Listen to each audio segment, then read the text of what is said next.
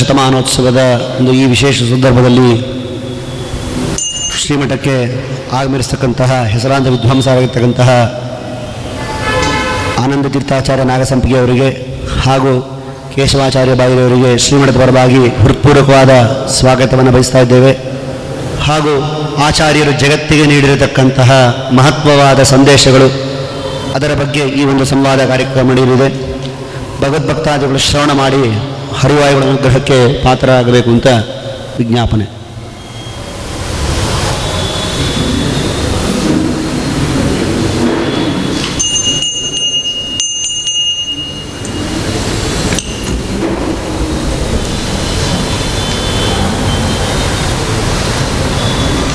ತಗೊಳ್ಳಿ.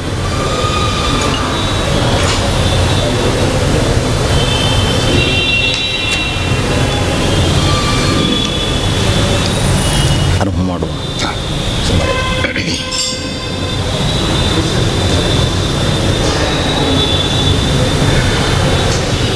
ಶುರು ಮಾಡು.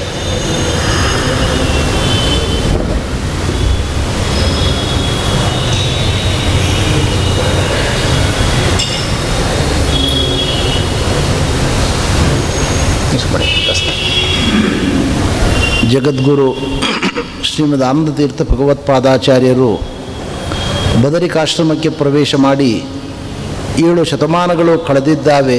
ಈ ಹಿನ್ನೆಲೆಯಲ್ಲಿ ಅವರ ಸಿದ್ಧಾಂತದ ರಹಸ್ಯಗಳನ್ನು ತಿಳಿದುಕೊಳ್ಳಲಿಕ್ಕೋಸ್ಕರವಾಗಿ ಪರಮ ಪೂಜ್ಯ ಗುರುಗಳಾದ ಪೇಜಾವರ ಶ್ರೀಪಾದಂಗಳವರ ಆದೇಶದಂತೆ ಈ ಕಾರ್ಯಕ್ರಮವನ್ನು ಆಯೋಜನೆ ಮಾಡಲಾಗಿದೆ.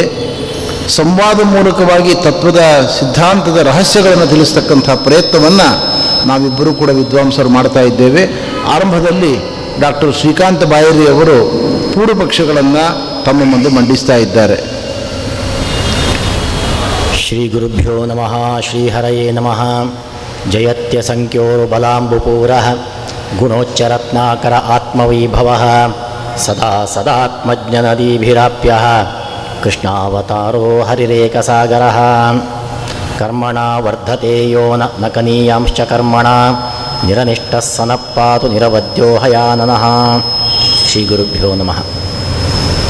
ಪರಮ ಪೂಜ್ಯ ಶ್ರೀ ವಿಶ್ವೇಶತೀರ್ಥರ ಆಜ್ಞೆಯಂತೆ ಬೆಂಗಳೂರಿನ ಆಸ್ತಿಕ ಮಹಾಜನರಿಗೆ ಆಚಾರ್ಯರ ಸಿದ್ಧಾಂತ ಸರಳವಾಗಿ ತಿಳಿಯುವುದಕ್ಕೋಸ್ಕರವಾಗಿ ಸಂವಾದವನ್ನು ನಡೆಸ್ತಾ ಇದ್ದೇವೆ. ಅದರಲ್ಲಿ ನಾನು ಪೂರ್ವಪಕ್ಷಿಯಾಗಿ ನಿಂತಿದ್ದೇನೆ. ನಾನು ಆಚಾರ್ಯರ ಸಿದ್ಧಾಂತದ ಬಗ್ಗೆ ಪ್ರಶ್ನೆಯನ್ನು ಎತ್ತಾ ಇದ್ದೇನೆ. ಅದರ ಅರ್ಥ ನನಗೆ ಆಚಾರ್ಯ ಸಿದ್ಧಾಂತದಲ್ಲಿ ಸಂಶಯ ಉಂಟು ಅಂತಲ್ಲ, ನಾನು ಸಂಪೂರ್ಣವಾಗಿ ಅದನ್ನು ನಂಬಿದವನು. ಆದರೆ ಈಗಿನ ಕಾಲದಲ್ಲಿ ಆಚಾರ್ಯರ ಸಿದ್ಧಾಂತದ ಮೇಲೆ ಅದರ ತಳಹದಿಯನ್ನು, ಗಟ್ಟಿಯಾದಂತಹ ಪಂಚಾಂಗವನ್ನು ತಿಳಿಯದಂತಹ ವ್ಯಕ್ತಿಗಳು ಮಾಡತಕ್ಕಂತಹ ಕೆಲವೊಂದು ಪ್ರಶ್ನೆಯನ್ನು ನಾನು ಇಲ್ಲಿ ಮಾಡ್ತಾ ಇದ್ದೆ. ಅದಕ್ಕೆ ಸಮರ್ಥರಾದಂತಹ ವಿದ್ವಾಂಸರಾದ ಆಚಾರ್ಯರು ಉತ್ತರವನ್ನು ಕೊಡ್ತಾ ಇದ್ದಾರೆ. ಸಾಧಾರಣವಾಗಿ ದರ್ಶನಾಚಾರ್ಯರ ಸಿದ್ಧಾಂತದಲ್ಲಿ ಪ್ರಶ್ನೆಯನ್ನು ಮಾಡುವಾಗ ಸಂಪೂರ್ಣ ಅವರ ಸಿದ್ಧಾಂತದ ಬಗ್ಗೆ ಪ್ರಶ್ನೆ ಮಾಡಲಿಕ್ಕೆ ಆಗುವುದಿಲ್ಲ. ಯಾಕೆಂದರೆ ಆ ಸಿದ್ಧಾಂತದಲ್ಲಿ 90 ಭಾಗ ಆಧ್ಯಾತ್ಮಿಕ ಚಿಂತನೆಗಳಿರ್ತದೆ. ಅದು ಪ್ರಮೇಯ, ಪ್ರಮಾಣದ ವಿಷಯಗಳೆಲ್ಲ ತುಂಬಿರ್ತದೆ. ಅದರ ಬಗ್ಗೆ ನಾವಿಲ್ಲಿ ಸಂವಾದ ಮಾಡುವುದು ಉಪಯುಕ್ತವಲ್ಲ, ಸಾಧ್ಯವೇ ಇಲ್ಲ. ಇನ್ನೊಂದು 10-20% ಸಾಮಾಜಿಕವಾದಂತಹ ಮುಖವುಳ್ಳಂತಹ ಸಿದ್ಧಾಂತದಲ್ಲಿ ಕೆಲವೊಂದು ವಿಷಯಗಳು ಇರ್ತದೆ. ಅದರ ಬಗ್ಗೆ ನಾವು ವಿಸ್ತಾರವಾಗಿ ಪ್ರಶ್ನೆಯನ್ನು ಮಾಡೋದಕ್ಕೆ ಕೂಡ ಬರ್ತದೆ. ಆ ನಿಟ್ಟಿನಲ್ಲಿ ಕೆಲವೊಂದು ಪ್ರಶ್ನೆಯನ್ನು ನಾನು ಮಾಡ್ತಾ ಇದ್ದೇನೆ. ಸಾಧಾರಣವಾಗಿ ಆಚಾರ್ಯರ ಸಿದ್ಧಾಂತ ಅಷ್ಟು ಸುಲಭವಾಗಿ ನಾವು ಅರಗಿಸಿಕೊಳ್ಳಲಿಕ್ಕೆ ಸಾಧ್ಯ ಇಲ್ಲ. ಯಾಕೆಂದರೆ ಅದು ಸದ್ಯದ ಘಟ್ಟದಲ್ಲಿ ನಮ್ಮ ಬದುಕನ್ನು ನೋಡುವಾಗ ಅದು ನಮಗೆ ಹೊಂದಾಣಿಕೆ ಆಗುವುದಿಲ್ಲವೇನೋ ಅಂತ ಅನಿಸ್ತದೆ. ಯಾಕೆಂದರೆ ಆಚಾರ್ಯ ಸಿದ್ಧಾಂತ ಅದು ಒಳಗಿನ ಸಿದ್ಧಾಂತ, ಹೊರಗಿನ ಸಿದ್ಧಾಂತ ಅಲ್ಲ, ಟೊಳ್ಳು ಸಿದ್ಧಾಂತ ಅಲ್ಲ, ಅದು ಗಟ್ಟಿಯಾದ ಸಿದ್ಧಾಂತ. ಹಾಗಾಗಿ ಹೊರಗೆ ಬರತಕ್ಕಂತಹ ಕೆಲವೊಂದು ಪ್ರಶ್ನೆಗಳು ಈ ರೀತಿಯಾಗಿ ಮೂಡ್ತದೆ, ಸಂದೇಹಗಳು. ಪ್ರಾರಂಭದಲ್ಲಿ ಆಚಾರ್ಯರ ಸಿದ್ಧಾಂತಕ್ಕೆ ದೊಡ್ಡ ಒಂದು ಕುಠಾರ ಅಂತ ಹೇಳಿದರೆ ತಾರತಮ್ಯದ ಬಗ್ಗೆ. ಸಾಧಾರಣವಾಗಿ ಇವತ್ತು ಹಳ್ಳಿಯಿಂದ ಹಿಡಿದು ಡೆಲ್ಲಿಯ ಪಾರ್ಲಿಮೆಂಟ್ವರೆಗೆ ಗಲಾಟೆ ಆಗತಕ್ಕಂಥದ್ದು ಇದರ ಮೇಲೇ. ಎಲ್ಲಿ ತಾರತಮ್ಯ ಆಗ್ತದೋ ಅಲ್ಲಿ ಮೀಡಿಯಾದವರು ಬರ್ತಾರೆ, ಬರಬೇಕಾದವರು ಬರ್ತಾರೆ, ಬರಬಾರದವರು ಬರ್ತಾರೆ, ಹೇಳಬೇಕಾದದ್ದನ್ನು ಹೇಳ್ತಾರೆ, ಹೇಳಬಾರದನ್ನು ಹೇಳ್ತಾರೆ. ಹಾಗಾಗಿ ಅದರ ಬಗ್ಗೆ ಬಹಳ ಘನಘೋರವಾದ ಚರ್ಚೆ ಆಗ್ತಾ ಇರ್ತದೆ. ಆವಾಗೆಲ್ಲ ಹೇಳುವುದೆಲ್ಲರೂ ಕೂಡ ಬಸವಣ್ಣನ ಸಿದ್ಧಾಂತ, ಬುದ್ಧನ ಸಿದ್ಧಾಂತ ಅದನ್ನು ಒಪ್ಪಿದ್ದೇವೆ ಅಂತಾದರೆ ಸಮಾಜದಲ್ಲಿ ಯಾವುದೇ ಒಂದು ಅಶಾಂತಿ ಮೂಡಲಿಕ್ಕೆ ಸಾಧ್ಯ ಇಲ್ಲ. ಅದನ್ನು ಒಪ್ಪದ್ದರಿಂದ ಈ ಅಶಾಂತಿ ಅಂತ. ಯಾಕೆಂದರೆ ಅವರಲ್ಲಿ ತಾರತಮ್ಯ ಇಲ್ಲ. ಆದರೆ ಆಚಾರ್ಯರದು ಹಾಗಲ್ಲ. ಭಗವಂತನೆಂದು ಹಿಡಿದು ನಿಚೋಚ್ಚ ಭಾವಂಗತಾಹ ಅಂತ ಪ್ರತಿಯೊಂದು ಜೀವಿಯವರೆಗೂ ಕೂಡ ಒಬ್ಬೊಬ್ಬರಲ್ಲೂ ಕೂಡ ತಾರತಮ್ಯ ಇದ್ದೇ ಇದೆ. ಹಾಗಾಗಿ ಈ ತಾರತಮ್ಯದ ಚಿಂತನೆ ಸಾಮಾಜಿಕ ಬದುಕಿಗೆ ದೊಡ್ಡ ಪಿಡುಗು, ದೊಡ್ಡ ಮಾರಕ. ಹಿಂದಿನ ಕಾಲದಲ್ಲಿ ದಲಿತರನ್ನು ತುಳಿದಿಟ್ಟು ಮೇಲ್ವರ್ಗದವರು ಮೆರೆದದ್ದು ಈ ಸಿದ್ಧಾಂತದ ತಳಹದಿಯ ಮೇಲೆ. ಹಾಗಾಗಿ ಇಂತಹ ಸಮಾಜಕ್ಕೆ ಮಾರಕವಾಗತಕ್ಕಂತಹ ಈ ತಾರತಮ್ಯ ಸಿದ್ಧಾಂತ ಏನಿದೆ ಇದು ಈಗಿನ ಸಮಾಜಕ್ಕೆ ಪ್ರಸ್ತುತವೇ. ಯಾಕೆಂದರೆ ಈಗಿನ ಸಮಾಜ ನಮ್ಮದು ಬಹಳ ಕ್ಲೀಶೆ ತುಂಬಿದೆ, ಬಹಳ ಸೂಕ್ಷ್ಮವಾಗಿದೆ. ಹಿಂದೂ ಸಮಾಜ ಗಟ್ಟಿಯಾಗಬೇಕು, ಅಂಥದ್ರಲ್ಲಿ ನಾವು ಅವರು ಇವರು ಬೇರೆ ಬೇರೆ ತಾರತಮ್ಯ ಅಂತ ಹೇಳ್ಕೊಂಡು ಕೂತೇವಂತಾದರೆ ನಮ್ಮ ಸಮಾಜ ಬೇರೆ ಗಟ್ಟಿ ಇಲ್ಲ ಅಂತಾದರೆ ಉಳಿದೊಂದು ಹಿಡ್ಕೊಂಡು ಏನು ಮಾಡಲಿಕ್ಕೆ ಸಾಧ್ಯ. ಹಾಗಾಗಿ ಅದೇ ಬುದ್ಧನ ಸಿದ್ಧಾಂತ ನೋಡಿ ಎಲ್ಲ ಸಮಾನ. ಬಸವಣ್ಣ ಸಿದ್ಧಾಂತ ಲಿಂಗವನ್ನು ಧರಿಸಿದವರೆಲ್ಲರೂ ಸಮಾನ. ಅವನು ದಲಿತನಾಗಿರಲಿ ಅಥವಾ ಜಂಗಮನಾಗಿರಲಿ ಅವನು ಸಮಾನ. ಹೀಗಾಗಿ ಆ ಸಿದ್ಧಾಂತಗಳು ಸಮಾಜಕ್ಕೆ ಎಂತಹ ಒಂದು ಅಮೂಲ್ಯವಾದ ಕೊಡುಗೆ ಕೊಟ್ಟಿದೆ. ಅಂತಹ ಕೊಡುಗೆ ಆಚಾರ ಸಿದ್ಧಾಂತ ಏನು ಕೊಟ್ಟಿದೆ? ಬರೀ ಸಮಾಜವನ್ನು ಒಡೆಯತಕ್ಕಂಥ ಕೊಡುಗೆ ಅಲ್ವಾ? ಇಂತಹ ಕೊಡುಗೆ ಈಗಿನ ಸಮಾಜಕ್ಕೆ ಪ್ರಸ್ತುತವೇ ಅಂತ ಇದೊಂದು ನನ್ನ ಪ್ರಶ್ನೆ. ಕೃಷ್ಣಾಯ ವಾಸುದೇವಾಯ ಹರಯೇ ಪರಮಾತ್ಮನೇ ಪ್ರಣತಃ ಕ್ಲೇಶನಾಶಾಯ ಗೋವಿಂದಾಯ ನಮೋ ನಮಃ. ಶ್ರೀ ಗುರುಭ್ಯೋ ನಮಃ. ಹರಿ ಓಂ. ತಾರತಮ್ಯ ಅನ್ನುವ ಪದವನ್ನು ಕೇಳುವಾಗ ಇದಕ್ಕೆ ಮೊದಲು ನಾವು ಎರಡು ಅರ್ಥಗಳಿದೆ ಅನ್ನೋದನ್ನು ತಿಳಿದುಕೊಳ್ಬೇಕು. ಒಂದು ಡಿಸ್ಕ್ರಿಮಿನೇಷನ್, ಇನ್ನೊಂದು ಹೈರಾರ್ಕಿ, ಗ್ರಡೇಷನ್ ಸಿಸ್ಟಮ್. ಜಗದ್ಗುರು ಮಧ್ವಾಚಾರ್ಯರು ತಾರತಮ್ಯ ಸಿದ್ಧಾಂತವನ್ನು ಪ್ರತಿಪಾದನೆ ಮಾಡಿದ್ದು ಡಿಸ್ಕ್ರಿಮಿನೇಷನ್ ಅನ್ನುವ ಅರ್ಥದಲ್ಲಿ ಪದಪ್ರಯೋಗ ಮಾಡಿದ್ದಲ್ಲ. ಆಚಾರ್ಯರು ಹೇಳಿದ್ದು ಗ್ರಡೇಷನ್ ಸಿಸ್ಟಮ್, ಹೈರಾರ್ಕಿ. ಯಾವುದೇ ಒಂದು ಶಿಕ್ಷಣ ಸಂಸ್ಥೆ ನಡೀಬೇಕಾದರೆ ಮ್ಯಾನೇಜ್ಮೆಂಟ್ನಲ್ಲಿ ಒಬ್ಬ ಪ್ರೆಸಿಡೆಂಟ್ ಇದ್ದಾನೆ, ವೈಸ್ ಪ್ರೆಸಿಡೆಂಟ್ ಇದ್ದಾನೆ, ಸೆಕ್ರೆಟರಿ ಇದ್ದಾನೆ. ಒಂದು ಶಿಕ್ಷಣ ಸಂಸ್ಥೆಯಲ್ಲಿ ಪ್ರಿನ್ಸಿಪಾಲ್ ಇದ್ದಾರೆ, ವೈಸ್ ಪ್ರಿನ್ಸಿಪಾಲ್ ಇದ್ದಾರೆ, ನಾನಾ ಬಗೆಯ ಶ್ರೇಣಿಯ ವ್ಯವಸ್ಥೆಗಳು ಇದ್ದಾವೆ. ಇದು ಎಲ್ಲವೂ ಕೂಡ ಸಮಾಜದಲ್ಲಿ ಆರೋಗ್ಯಕರವಾದ ಬೆಳವಣಿಗೆಗೆ ಅನಿವಾರ್ಯ. ಏಕಸ್ವಾಮ್ಯಕ ಏಕವ್ಯಕ್ತಿಕ ಸಂಸ್ಥೆ ನಡೀಬಾರದು. ಅದರ ಪಾರದರ್ಶಕತೆ, ಟ್ರಾನ್ಸ್ಪರೆನ್ಸಿ ಅನ್ನೋದು ವಿವಾದಾಸ್ಪದ ಆಗ್ತದೆ. ಆದ್ದರಿಂದ ಆಡಳಿತ ಸಾಂಘಿಕವಾಗಿ ಇರಬೇಕು ಅಂತಾದಾಗ ನೂರಾರು ಜನರ ನಡುವೆ, 10 ಜನರ ನಡುವೆ ಅದು ವಿಭಕ್ತವಾಗಬೇಕು. ಸೆಂಟ್ರಲೈಸೇಷನ್ ಆಗುವುದಲ್ಲ, ಡಿಸೆಂಟ್ರಲೈಸೇಷನ್ ಆಗಬೇಕು. ಈ ಸಿದ್ಧಾಂತವನ್ನೇ ಜಗದ್ಗುರು ಮಧ್ವಾಚಾರ್ಯರು ಹೇಳಿದ್ದು. ತಾರತಮ್ಯ ಸಿದ್ಧಾಂತ ಅಂತ ಆಚಾರ್ಯರು ಹೇಳಿದ್ದು ಏನು? ಡಿಸ್ಕ್ರಿಮಿನೇಷನ್ ಮಾಡಬೇಕು ಅಂತ ಹೇಳಿದ್ದಲ್ಲ. ಸಮಾನ ಅರ್ಹತೆ ಉಳ್ಳ ವ್ಯಕ್ತಿಗಳಲ್ಲಿ ಒಬ್ಬರಿಗೆ ಒಂದು ರೀತಿ, ಮತ್ತೊಬ್ಬರಿಗೆ ಮತ್ತೊಂದು ರೀತಿ ನಾವೇನಾದರೂ ಪಾರಿತೋಷಕವನ್ನು, ಗೌರವವನ್ನು ಮಾಡಿದರೆ ಇದನ್ನು ಡಿಸ್ಕ್ರಿಮಿನೇಷನ್ ಅಂತ ಕರೀತಾರೆ, ತಾರತಮ್ಯ ಅಂತ ಕರೀತಾರೆ. ಉದಾಹರಣೆಗೆ, ಇಬ್ಬರು ವಿದ್ಯಾರ್ಥಿಗಳಿಗೆ ನೀವು ಪುರಸ್ಕಾರ ಕೊಡ್ತಾ ಇದ್ದೀರಿ. ಇಬ್ಬರು SSLCಯಲ್ಲಿ 98 ಅಂಕಗಳನ್ನು ಪಡೆದುಕೊಂಡಿದ್ದಾರೆ. ಒಬ್ಬರಿಗೆ ನೀವು 5,000, ಇನ್ನೊಬ್ಬರಿಗೆ 3,000 ಕೊಟ್ಟರೆ ಇದು ಡಿಸ್ಕ್ರಿಮಿನೇಷನ್, ಇದು ತಾರತಮ್ಯ. ಇದನ್ನು ಆಚಾರ್ಯ ಹೇಳಿಲ್ಲ. ಇದನ್ನು ಅರ್ಥ ಮಾಡಿಕೊಳ್ಬೇಕು ನಾವು. ಆಚಾರ್ಯರು ಹೇಳಿದ್ದೇನು ಅಂದರೆ, ಅವರವರ ಯೋಗ್ಯತೆ, ಸಾಧನೆ, ಅವರವರ ದಿವ್ಯವಾಗಿರತಕ್ಕಂಥ ಪ್ರವೃತ್ತಿಗಳು, ಅವರ ಕಾರ್ಯಗಳನ್ನು ನೋಡಿ ಹೆಚ್ಚಿನ ಗೌರವಗಳನ್ನು ಕೊಡಬೇಕು ಅಂತ ಆಚಾರ್ಯರು ಹೇಳಿದ್ದು.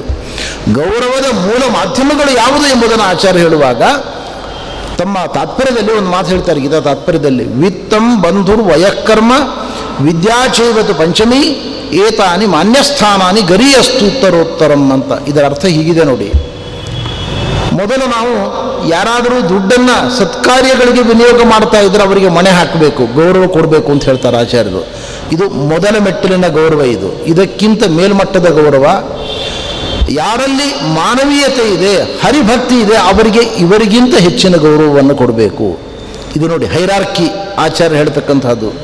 ಇದಕ್ಕಿಂತ ಮೇಲಿನದ್ದು ವಯಃ, ವಯೋಜ್ಯೇಷ್ಠರು, ಅನುಭವದಿಂದ ಪಕ್ವತೆ ಇರುತ್ತೆ, ತಾಯಿ ತಂದೆ ಗುರುಗಳು ಅಣ್ಣ ಹಿರಿಯರು, ಅವರಿಗೆ ಹೆಚ್ಚಿನ ಗೌರವ ಆಧಾರವನ್ನು ಸಲ್ಲಿಸಬೇಕು.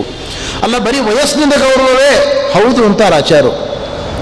ಒಂದು ಸಂಸ್ಕೃತ ಪರಂಪರೆಯಲ್ಲಿ ಬೆಳೆದಿರತಕ್ಕಂಥವ್ರಿಗೆ ಬರೀ ವಯಸ್ಸಾಗಿರುವುದಿಲ್ಲ, ಅನುಭವದಲ್ಲಿ ಒಂದು ಪಕ್ವತೆ ಇರುತ್ತೆ. ಆದ್ದರಿಂದ ವಯಸ್ಸಿಗೂ ಒಂದು ಗೌರವವನ್ನು ಕೊಡಿ. ಇದಕ್ಕಿಂತ ಮೇಲ್ಮಟ್ಟದ ಗೌರವಕ್ಕೆ ಅರ್ಹರು ಅಂದರೆ ಕರ್ಮ. ಯಾರು ಸ್ನಾನ ಸಂಧ್ಯಾವಂದನೆ ದೇವರ ಪೂಜೆ ಚಾತುರ್ಮಾಸ್ಯ ಏಕಾದಶಿ ವ್ರತ ನಿಯಮಗಳನ್ನು ಮಾಡ್ತಾರೆ, ಇಂದ್ರಿಯಗಳನ್ನು ನಿಗ್ರಹದಲ್ಲಿ ಇಟ್ಟುಕೊಂಡಿದ್ದಾರೆ, ನೈತಿಕ ಮೌಲ್ಯಗಳನ್ನು ಜೀವನದಲ್ಲಿ ಆಧರಿಸಿದ್ದಾರೆ, 4 ಜನರಿಗೆ ಪ್ರೇರಕರಾಗಿದ್ದಾರೆ, ಸ್ಫೋರಕರಾಗಿದ್ದಾರೆ, ಅಂಥ ವ್ಯಕ್ತಿಗಳಿಗೆ ಹೆಚ್ಚಿನ ಮಾನ್ಯತೆಯನ್ನು ಕೊಡಿ. ಇದಕ್ಕಿಂತ ಮೇಲ್ಮಟ್ಟದ ಗೌರವ ಅಂದರೆ ವಿದ್ಯಾ. ವಿದ್ಯಾ ಚೈವತು ಪಂಚಮಿ. ವಿದ್ಯಾ ಅಂದರೆ ಸರಿಯಾದ ತಿಳುವಳಿಕೆ, ಜಗತ್ತಿನ ಬಗ್ಗೆ ಆಗಲಿ, ದೇವರ ಬಗ್ಗೆ ಆಗಲಿ, ಕರ್ಮಗಳ ಬಗ್ಗೆ ಆಗಲಿ, ಎಲ್ಲದರ ಬಗ್ಗೆಯೂ ಯಾರಿಗೆ ಸರಿಯಾದ ತಿಳುವಳಿಕೆ ಉಂಟು, ವಿದ್ಯಾವಂತನಾಗಿದ್ದಾನೆ ಅಂದರೆ ವೇದಾಂತಗಳ ತತ್ವಜ್ಞಾನವನ್ನು ಪಡೆದುಕೊಂಡಿದ್ದಾನೆ, ಅವನಿಗೆ ಹೆಚ್ಚಿನ ಗೌರವವನ್ನು ಕೊಡಿ. ಅಂದರೆ ಕತ್ತೆ ಕುದುರೆ ಎರಡು ಒಂದೇ ತಕ್ಕಡಿಯಲ್ಲಿ ತೂಗುವ ಹಾಗಿಲ್ಲ. ಬಂಗಾರ, ಕೋಲಾರ ಬಂಗಾರ, ಭದ್ರಾವತಿ ಬಂಗಾರ, ನಿಮಗೆ ಹೆಚ್ಚು ಹೇಳುವ ಅಗತ್ಯ ಇಲ್ಲ. ಎರಡಲ್ಲೂ ಬಂಗಾರ ಅಂತ ವ್ಯವಹಾರ ಉಂಟು. ಆದರೆ ಕೋಲಾರ ಬಂಗಾರಕ್ಕೂ ಭದ್ರಾವತಿ ಬಂಗಾರಕ್ಕೂ ಬೆಲೆ ಒಂದೇ ಅಲ್ಲ. ಇದನ್ನು ಆಚಾರ್ಯ ಹೇಳಿದ್ದು. ಪ್ರತಿಯೊಬ್ಬ ವ್ಯಕ್ತಿಗೆ ಅರ್ಹತೆಯಿಂದ ಆಧರಿಸಿಕೊಂಡು ಗೌರವವನ್ನು ಕೊಡಿ. ಮಾನ್ಯತೆಯ ಮಾನದಂಡಗಳು 5: ವಿತ್ತಂ, ಬಂಧು, ವಯಃ, ಕರ್ಮ, ವಿದ್ಯಾ ಚೈವತು ಪಂಚಮಿ. ಏತಾನಿ ಮಾನ್ಯಸ್ಥಾನಾನಿ ಗರಿಯಸ್ತು ಉತ್ತರೋತ್ತರಂ. ನಮ್ಮ ಸಿದ್ಧಾಂತದಲ್ಲಿ ಹೇಳಿರತಕ್ಕಂಥ ಆಚಾರ್ಯರ ಈ ಚಿಂತನೆ ಪ್ರಪಂಚದ ಎಲ್ಲ ಮೂಲೆ ಮೂಲೆಗಳಲ್ಲಿ ಇದೆ. ಯಾವ ದೇಶದಲ್ಲೂ ಕೂಡ ಈ ಸಿದ್ಧಾಂತ ಇಲ್ಲ ಅಂತ ತಿಳ್ಕೊಳ್ಬೇಡಿ. ಹೈರಾರ್ಕಿ ಅನ್ನೋದು, ಗ್ರಡೇಷನ್ ಸಿಸ್ಟಮ್ ಅನ್ನೋದು ಪ್ರತಿಯೊಂದು ಜಗತ್ತಿನ ಆರೋಗ್ಯಕರ ಅಭಿವೃದ್ಧಿಗೆ ಅನಿವಾರ್ಯ. ಇದು ಒಂದು ಸಂಸ್ಥೆ ಬೆಳಿಬೇಕಾಗಿದ್ದರೆ, ಒಂದು ಸರ್ಕಾರ ಬೆಳಿಬೇಕಾಗಿದ್ದರೆ ಅದರಲ್ಲಿ ಮಂತ್ರಿಗಳಿರಬೇಕು. ಮಂತ್ರಿಗಳು ಹಲವಿರ್ಬೋದು, ಮುಖ್ಯಮಂತ್ರಿ ಹಲವಿರುವುದಿಲ್ಲ, ಒಬ್ಬನೇ ಇರ್ತಾನೆ. ಪ್ರಧಾನಮಂತ್ರಿ ಒಬ್ಬನೇ ಇರ್ತಾನೆ, ಪ್ರೆಸಿಡೆಂಟ್ ಮೂವರು ಇರುವುದಿಲ್ಲ.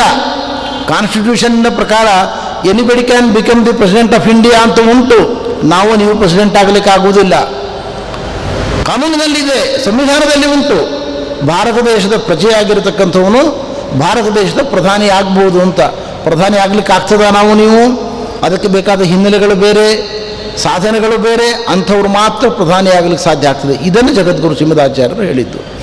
ಪ್ರತಿಯೊಂದು ಕ್ಷೇತ್ರದಲ್ಲೂ ಕೂಡ ಅವರವರ ಕರ್ಮ, ಅರ್ಹತೆ, ವಿದ್ಯೆ, ಸಾಧನೆಗಳನ್ನು ಅವಲಂಬಿಸಿಕೊಂಡು ಗೌರವಾದರಗಳನ್ನು ಮಾಡಬೇಕು ಅನ್ನುವ ಸಿದ್ಧಾಂತವನ್ನು ತಾರತಮ್ಯ ಸಿದ್ಧಾಂತ ಎಂಬ ಹೆಸರಿನಲ್ಲಿ ಶ್ರೀಮದಾಚಾರ್ಯರು ಹೇಳಿದ್ದು. ಬುದ್ಧ ಸಿದ್ಧಾಂತ ಅಥವಾ ಬಸವಣ್ಣನವರ ಸಿದ್ಧಾಂತದಲ್ಲೂ ಕೂಡ ಇಂಥ ಶ್ರೇಣೀಕೃತ ವ್ಯವಸ್ಥೆ ಇದೆ ಎಂಬುದನ್ನು ನಾವು ಮರೆಯಬಾರದು. ಬೌದ್ಧ ಸಿದ್ಧಾಂತಗಳಲ್ಲಿ 3 ಪಂಗಡ ಇದೆ. ವಜ್ರಯಾನ, ಮಹಾಯಾನ, ಹೀನಯಾನ ಅಂತ 3 ಪಂಗಡಗಳಿದ್ದಾವೆ. ಪ್ರಬಲವಾದ 3 ಪಂಗಡಗಳಿದ್ದಾವೆ. ಆ ಪಂಗಡಗಳಲ್ಲೂ ಪ್ರಬಲವಾದ ತಿಕ್ಕಾಟ ಇದೆ. ಅದರ ಬಗ್ಗೆ ನಾನು ವಿಸ್ತಾರವಾಗಿ ಪ್ರವಚನ ಮಾಡ್ತಾ ಕೂತ್ಕೊಂಡು ಅದೇ 1 ಗಂಟೆ ಆಗತ್ತೆ ಇವತ್ತು. ತಾತ್ಪರ್ಯ ಇಷ್ಟೇ, ಎಲ್ಲ ಸಿದ್ಧಾಂತಗಳಲ್ಲೂ ಶ್ರೇಣೀಕೃತ ವ್ಯವಸ್ಥೆ ಇದೆ, ಸಮಾನತೆ ಇಲ್ಲ. ಸಮಾನತೆ ಅನ್ನೋದು ಬರೀ ಮೋಹಕವಾದ ರಾಜಕಾರಣಿಗಳು ಚಪ್ಪಾಳೆಗಿಟ್ಟಿಸಿಕೊಳ್ಳಲಿಕ್ಕೋಸ್ಕರ ಬಳಸುವ ಶಬ್ದವೇ ಹೊರತು ಸಮಾನತೆ ಅನ್ನೋದು ಪ್ರಪಂಚದ ಯಾವ ಮೂಲೆಯಲ್ಲೂ ಇಲ್ಲ. ರಷ್ಯಾದಲ್ಲಿ ಆರಂಭ ಆದದ್ದು ಅಲ್ಲಿಯೇ ಕೊಲಾಪ್ಸ್ ಆಯ್ತದು, ಅಲ್ಲಿಯೇ ಇಲ್ಲ ಇವತ್ತು ನೋಡಿ, ಬಸವಣ್ಣನವರ ವೀರಶೈವ ಸಿದ್ಧಾಂತವನ್ನು ನಾವು ವಿಚಾರ ಮಾಡುವುದಾದರೆ ಪಂಚಾಚಾರ್ಯರ ಪೀಠಗಳು ಇವತ್ತಿಗೂ ಅಲ್ಲಿ ಜೀವಂತವಾಗಿದ್ದಾವೆ. ಗಮನಿಸಿ, ಪಂಚಾಚಾರ್ಯರ ಪೀಠಗಳು ವೇದಗಳನ್ನು ಅವಲಂಬಿಸಿಕೊಂಡು ಶಿವ ಪಾರಮ್ಯವನ್ನು ಹೇಳ್ತಕ್ಕಂಥವುಗಳು. ಬಸವಣ್ಣನವರು, ಅಲ್ಲಮಪ್ರಭು, ಅಕ್ಕಮಹಾದೇವಿ, ಚನ್ನಬಸವಣ್ಣನವರು ವೇದಗಳ ಪ್ರಾಮಾಣ್ಯವನ್ನು ಧಿಕ್ಕರಿಸಿ ಸ್ವತಂತ್ರ ವಿಚಾರಧಾರೆಯಿಂದ ಲಿಂಗ ಪೂಜೆ, ಶಿವಾರಾಧನೆಗೆ ಪ್ರಾಧಾನ್ಯವನ್ನು ನೀಡಿರತಕ್ಕಂಥವರು. ಅಲ್ಲಿಯೂ ಕೂಡ ಶ್ರೇಣೀಕೃತ ವ್ಯವಸ್ಥೆ ಇದೆ. ಅಲ್ಲಿಯ ಸನ್ಯಾಸಿಗಳ ಸ್ಥಾನಮಾನಗಳು ಸಾಮಾನ್ಯ ಭಕ್ತರ ಸ್ಥಾನಮಾನಗಳು ಸಮಾನವಾಗಿಲ್ಲ. ಸಮಾನತೆ ಇದೆ ಅಂತ ಕಾಣಿಸ್ತದೆ. ಎಲ್ಲ ಸಿದ್ಧಾಂತಗಳಲ್ಲೂ, ಎಲ್ಲ ಜೀವನಗಳಲ್ಲೂ, ಎಲ್ಲ ಸಾಮಾಜಿಕ ಸ್ತರಗಳಲ್ಲೂ ಕೂಡ ಅವರವರ ಯೋಗ್ಯತೆ, ಸಾಧನೆ ಇವುಗಳಿಗೆ ತಕ್ಕಂತಹ ಪ್ರತ್ಯೇಕವಾದ ವ್ಯವಸ್ಥೆ, ಗೌರವಾದರಗಳನ್ನು ನಾವು ಎಲ್ಲ ಕಡೆಯಲ್ಲೂ ಕಾಣ್ತಾ ಇದ್ದೇವೆ. ಆದ್ದರಿಂದ ಆಚಾರ್ಯರು ಹೇಳಿದ ಸತ್ಸಿದ್ಧಾಂತದಲ್ಲಿ ಅವರು ಹೇಳಿದ್ದು ಸರ್ವೋತ್ತಮ ದೇವತೆ ನಾರಾಯಣ, ಉಳಿದ ದೇವತೆಗಳನ್ನು ಗೌರವಿಸಬೇಕು. ಆಚಾರ್ಯರು ಹೀಗೆ ಹೇಳಿದರೆ ದೊಡ್ಡ ಅಪರಾಧ ಆಗ್ತಿತ್ತು. ಏನು, ನಾರಾಯಣನನ್ನೇ ಆರಾಧನೆ ಮಾಡಿ ಬೇರೆ ದೇವತೆಗಳನ್ನು ಬಿಟ್ಟು ಬಿಡಿ, ಅವರ ಅಪ್ರಯೋಜಕರು, ಅವರಿಂದ ಏನೂ ಆಗುವುದಿಲ್ಲ.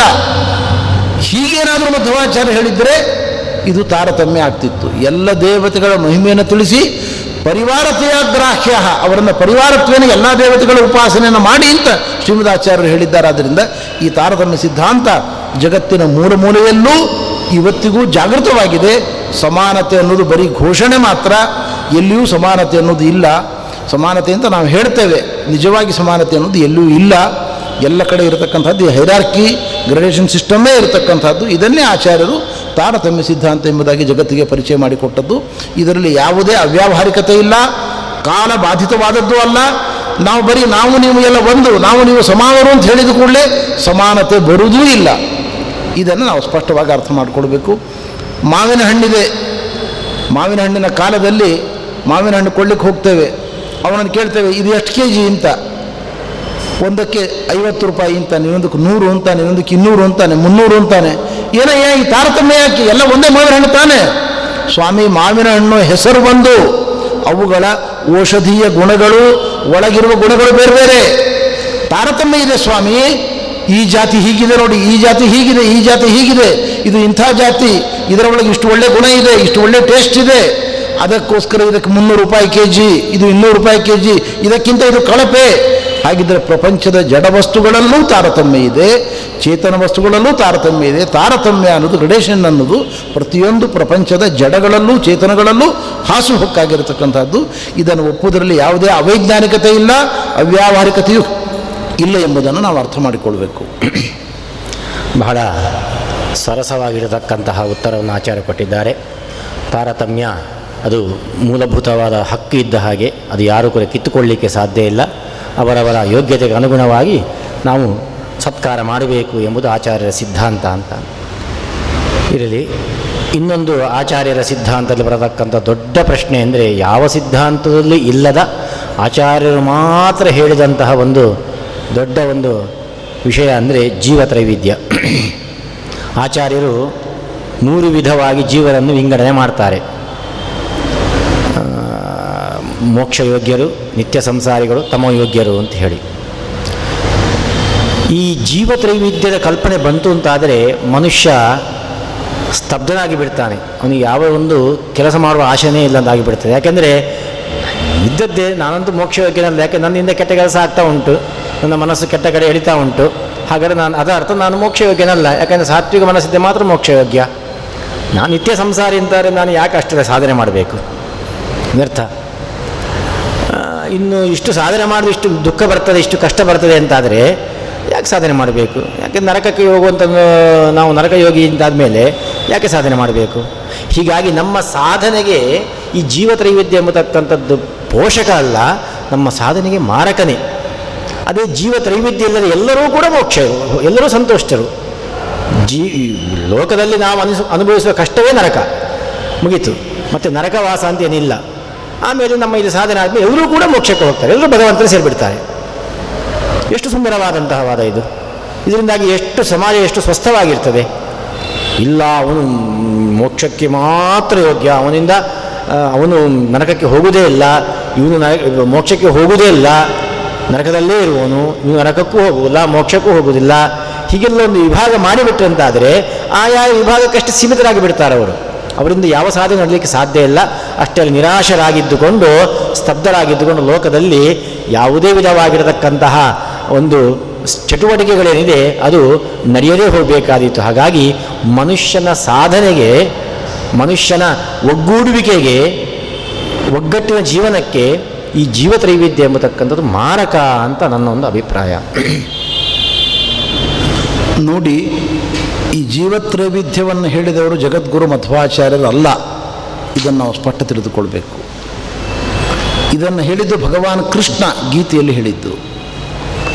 ಇದು ಕೃಷ್ಣನದ್ದು ಸಿದ್ಧಾಂತ ಅಲ್ಲ. ನೀವು ಅದಕ್ಕಿಂತ ಹಿಂದೆ ಹೋದರೆ ಉಪನಿಷತ್ತುಗಳಲ್ಲಿ, ವೇದಗಳಲ್ಲಿ ಈ ಸಿದ್ಧಾಂತ ಇದೆ.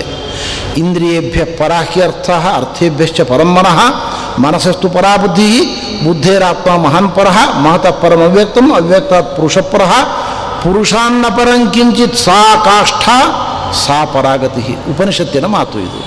ಹಾಗಿದ್ದರೆ ವೇದಗಳಲ್ಲಿ ಸ್ಪಷ್ಟವಾಗಿ ಜೀವತ್ರೈವಿಧ್ಯದ ಪರಿಕಲ್ಪನೆಯನ್ನು ವೇದ ಹೇಳ್ತಾ ಇದೆ. ಅದನ್ನೇ ಕೃಷ್ಣ ಭಗವದ್ಗೀತೆಯಲ್ಲಿ ಹೇಳಿದ್ದಾನೆ, ಭಾಗವತದಲ್ಲಿ ಹೇಳಿದ್ದಾನೆ. ಈ ಸ್ಟೇಟ್ಮೆಂಟ್ ಬಗ್ಗೆ ನಮ್ಮ ಮಿತ್ರರಾದ ಬಾಯರಿಯವರು ಹೇಳುವಾಗ ಒಂದು ಪಾಯಿಂಟ್ ಹೇಳಿದರು, ಅದು ಬಹಳ ಹೌದು, ಸತ್ಯ, ಅದು ಎಲ್ರಿಗೂ ಅನ್ನಿಸ್ತದೆ. ಏನು, ನಿತ್ಯ ಸಂಸಾರಿಗಳು ಅಂತ ಇದ್ದಾರೆ. ಸರಿ, ನಾನ್ಯಾಕೆ ನಿತ್ಯ ಸಂಸಾರಿಯಾಗಿರಬಾರದು ಅಂತ ಯಾರ್ದಾದರೂ ಮನಸ್ಸಿನ ಒಳಗೆ ಒಂದು ಹುಳ ಕೊರಿಲಿಕ್ಕೆ ಪ್ರಾರಂಭ ಮಾಡಿದರೆ ಅವನಿಗೇನಾಗ್ತದೆ, ಅನಾಸಕ್ತಿ ಉಂಟಾಗ್ತದೆ. ನಾನೇನೋ ಪ್ರಯತ್ನ ಮಾಡ್ತಾ ಇದ್ದೇನೆ ದೇವರ ಬಗ್ಗೆ, ಅಧ್ಯಯನ ಅಧ್ಯಾಪನ, ಏನು ಮಾಡಿದರೂ ಆಸಕ್ತಿ ಬರ್ತಾ ಇಲ್ಲ, ಹೆಚ್ಚು ಬೆಳೀತಾ ಇಲ್ಲ, ಅದು ಬಲೀತಾ ಇಲ್ಲ ಅದು. ಹಾಗಾದರೆ ನಾನು ನಿತ್ಯ ಸಂಸಾರಿ ಯಾಕಾಗಿರಬಾರ್ದು? ನಿತ್ಯ ಸಂಸಾರಿ ಆಗಿರಬಹುದು ಅಂತ ನನಗೆ ಮೇಲಿನ ಮೇಲೆ ಅನ್ನಿಸ್ಲಿಕ್ಕೆ ಶುರು ಆದರೆ ಅಧ್ಯಯನದಿಂದ, ಜಪದಿಂದ, ಪಾರಾಯಣದಿಂದ, ಸಾಧನದಿಂದ ದೂರ ಬರ್ತೇನೆ. ಇದು ಸಮಸ್ಯೆ, ಇದು ಹೌದು. ಆದ್ದರಿಂದ ಆಚಾರ್ಯರ ಸಿದ್ಧಾಂತದಲ್ಲಿ ನಿತ್ಯ ಸಂಸಾರಿಗಳ ಪರಿಕಲ್ಪನೆ ಏನು ಕೊಟ್ಟಿದ್ದಾರೆ, ಇದು ಎಷ್ಟರ ಮಟ್ಟಿಗೆ ಸ್ವೀಕಾರ್ಯ? ರಾಮಾನುಜರು ಇದನ್ನು ಒಪ್ಕೊಳ್ಳೋದಿಲ್ಲ. ರಾಮಾನುಜಾಚಾರ್ಯರು ಈ ವಿಷಯವನ್ನು ವಿಮರ್ಶೆ ಮಾಡಿ ಭಾಗವತದಲ್ಲಿ, ಗೀತೆಯಲ್ಲಿ, ಉಪನಿಷತ್ತುಗಳಲ್ಲಿ ಜೀವತ್ರೈವಿಧ್ಯದ ವಿಚಾರ ಇದೇ ನಿಜ. ರಾಮಾನುಜಾಚಾರ್ಯ ಹೇಳ್ತಾರೆ, ಸರ್ವೇಷಾಂ ಜೀವಾನಾಂ ಜ್ಞಾನ ಸ್ವರೂಪಂ ಸಮಾನಂ. ಎಲ್ಲ ಜೀವರು ಕೂಡ ಸಮಾನರು, ಎಲ್ಲಿಯೂ ತಾರತಮ್ಯ ಇಲ್ಲ, ವೈಷಮ್ಯ ಇಲ್ಲ. ಸಂಸಾರದಲ್ಲಿ ತಾರತಮ್ಯ ವೈಷಮ್ಯಗಳು ಕಾಣಿಸ್ತವೆ, ನಿಜ, ಇಲ್ಲ ಅಂತ ನಾನು ಹೇಳುವುದಿಲ್ಲ. ಅದು ಕರ್ಮದ ಮೂಲಕವಾಗಿ ಬರುವ ತಾತ್ಕಾಲಿಕ ವೈಷಮ್ಯಗಳು. ಮೂಲತಃ ಜೀವಸ್ವರೂಪರೆಲ್ಲರೂ ಕೂಡ ಸಮಾನರೇ, ಜೀವರೆಲ್ಲರೂ ಸಮಾನರೇ. ಮುಕ್ತಿಯಲ್ಲಿರುವ ಅವರ ಆನಂದ ಸಮಾನವಾಗಿರುತ್ತದೆ, ಅಲ್ಲಿ ತಾರತಮ್ಯ ಇಲ್ಲ ಅಂತ ರಾಮಾನುಜಾಚಾರ್ಯ ಹೇಳ್ತಾರೆ. ಆದ್ದರಿಂದ ಹಾಗಾದರೆ ಗೀತೆಯಲ್ಲಿ ಕೃಷ್ಣ ಕ್ಷಿಪಾಂಬಜಸ್ರಮ ಶುಭಾನ್ ಆಸುರೀಶ್ವೇವ ಯೋನಿಷು ಆಸುರಿಂ ಯೋನಿಮಾಪನ್ನ ಮೂಢಾ ಜನ್ಮನಿ ಜನ್ಮನಿ ಮಾಂ ಅಪ್ರಾಪ್ಯೈವ ಕೌಂತೆಯ ತಥೋ ಯಾಂತಿ ಅಧಮಾಂಗತಿಂ. ನಿತ್ಯ ನರಕವನ್ನು ಕೃಷ್ಣ ಹೇಳ್ತಾ ಇದ್ದಾನಲ್ಲ ಗೀತೆಯಲ್ಲಿ, ಅಂದರೆ ಅದು ಭಯ ಹುಟ್ಟಿಸಲಿಕ್ಕೆ ಹೇಳಿದ್ದು.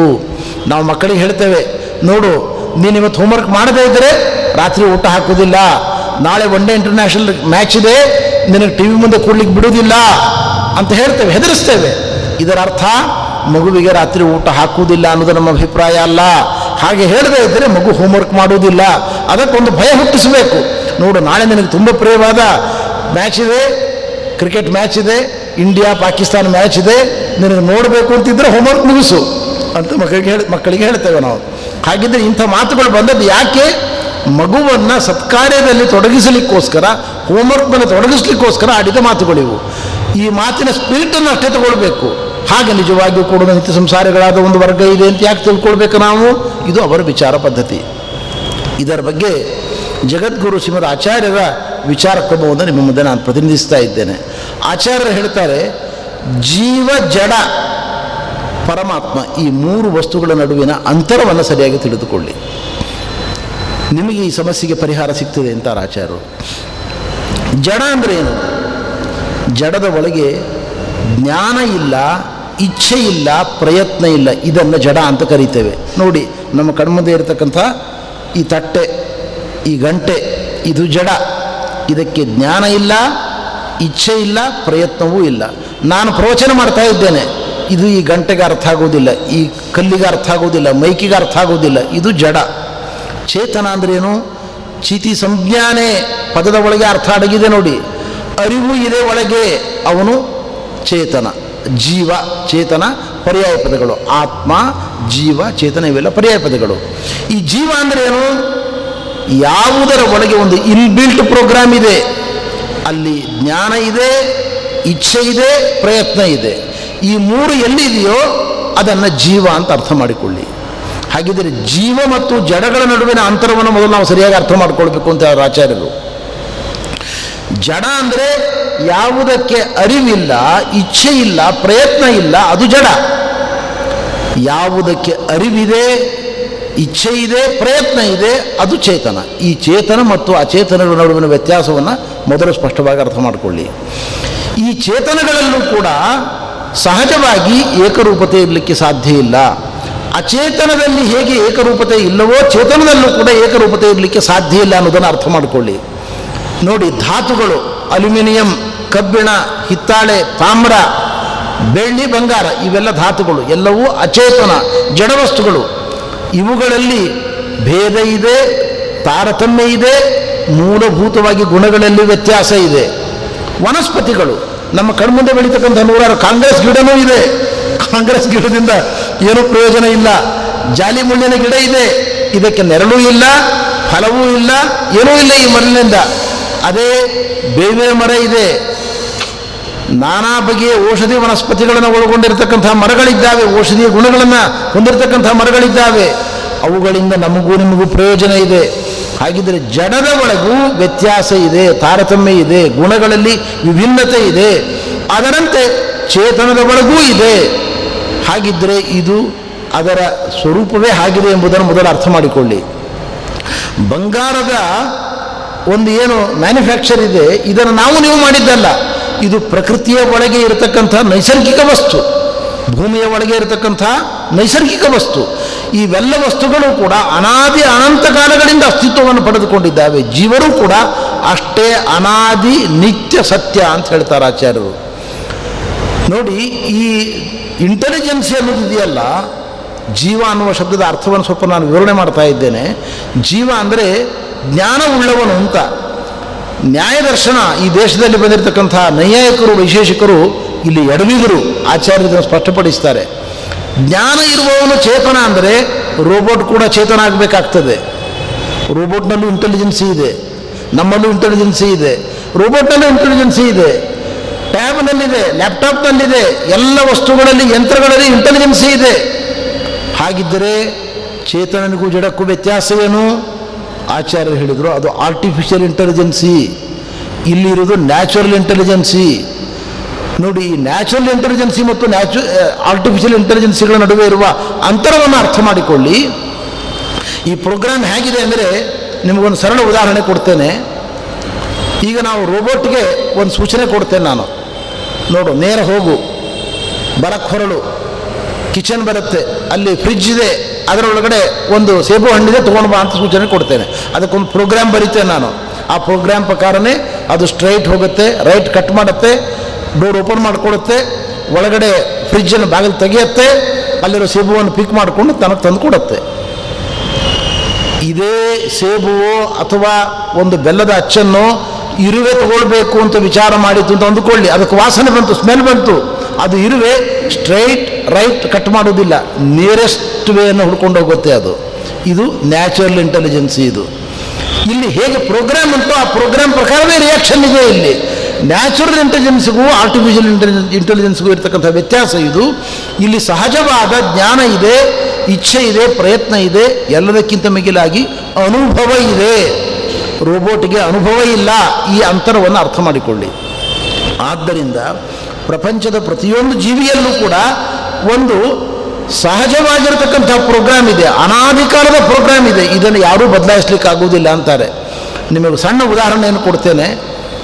ದುರ್ಯೋಧನನಿಗೆ ಬುದ್ಧಿಯನ್ನು ಹೇಳಲಿಕ್ಕೆ ಎಲ್ಲರೂ ಪ್ರಯತ್ನ ಮಾಡಿದರು.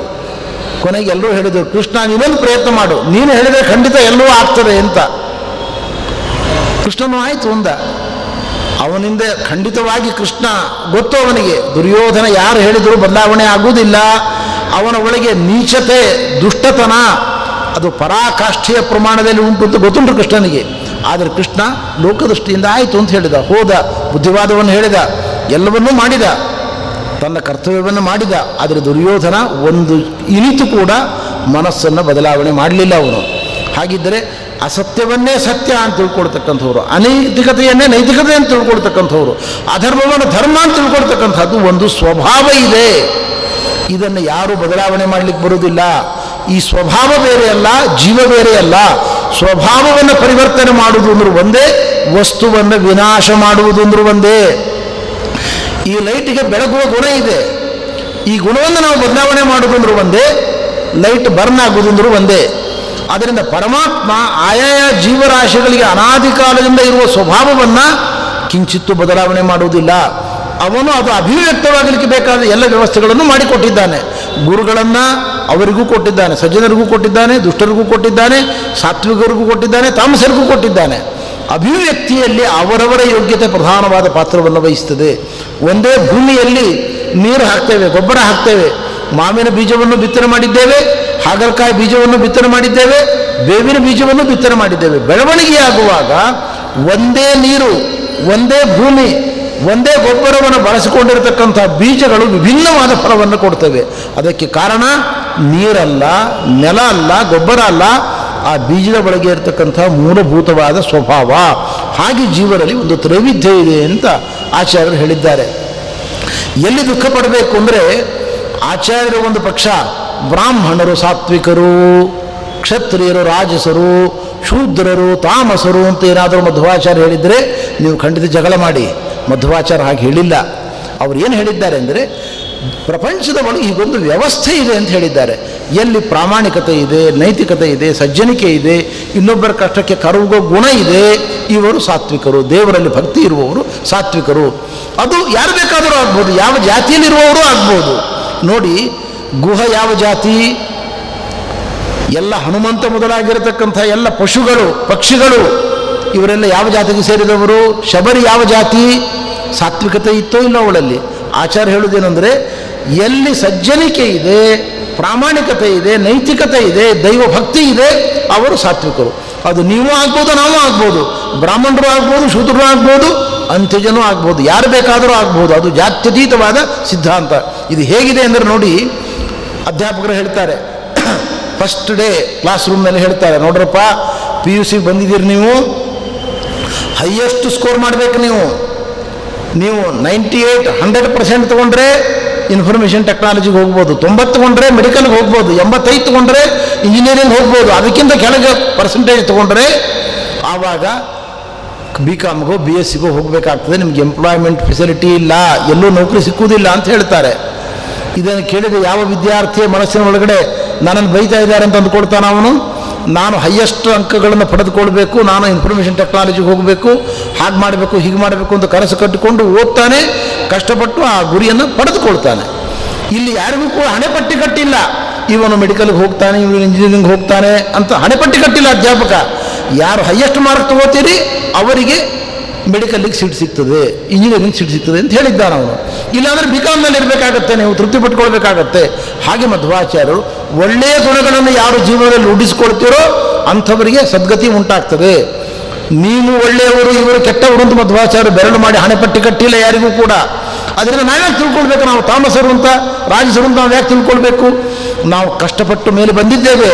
ನಮ್ಮ ಜೀವನದ ಕ್ಷೇತ್ರಗಳಲ್ಲಿ ಅನೇಕ ಸಂದರ್ಭಗಳಲ್ಲಿ ನಾವು ಆತ್ಮವಿಶ್ವಾಸವನ್ನು ಕಳೆದುಕೊಂಡವರು ಮತ್ತೆ ಪುನಃ ನಮ್ಮ ಈ ಜಾಡ್ಯವನ್ನು, ನಿರುತ್ಸಾಹವನ್ನು ಮೆಟ್ಟಿ ಸಾಧನೆಯನ್ನು ಮಾಡಿ ಗುರಿಯನ್ನು ಪಡೆದುಕೊಂಡಿದ್ದೇವೆ. ನಾವು ಲೌಕಿಕ ಕ್ಷೇತ್ರದಲ್ಲಿ ಪಡೆದುಕೊಂಡಿದ್ದೇವೆ, ಆಧ್ಯಾತ್ಮಿಕ ಕ್ಷೇತ್ರವೂ ಕೂಡ ಲೌಕಿಕದಂತೆಯೇ. ಅದು ಹೊರತಲ್ಲ, ಪ್ರಯತ್ನ ಮಾಡ್ತಾ ಮಾಡ್ತಾ ಇಲ್ಲೂ ಕೂಡ ಸಿದ್ಧಿಯನ್ನು ಗಳಿಸ್ಕೊಳ್ಳಿಕ್ಕೆ ಸಾಧ್ಯ ಇದೆ. ಯಾರಿಗೆ ಯೋಗ್ಯತೆ ಉಂಟೋ ಅವನು ಗುರಿಯನ್ನು ಪಡೆದುಕೊಳ್ತಾನೆ ಅಂತ ಮಧ್ವಾಚಾರ್ಯ ಹೇಳಿದ್ದಾದ್ದರಿಂದ ಈ ತಾರತಮ್ಯ ಸಿದ್ಧಾಂತದಲ್ಲಾಗಲಿ ಜೀವತ್ರೈವೇದ್ಯ ಸಿದ್ಧಾಂತದಲ್ಲಾಗಲಿ ಯಾವುದೇ ರೀತಿಯ ಅಪಚಾರ, ಅಪರಾಧ ಇಲ್ಲ. ಭಗವಂತ ಎಲ್ಲರನ್ನೂ ಸಮಾನವಾಗಿ ಕಾಣುತ್ತಾನೆ, ಎಲ್ಲರಿಗೂ ಸಮಾನ ಅವಕಾಶಗಳನ್ನು ಕೊಟ್ಟಿದ್ದಾನೆ.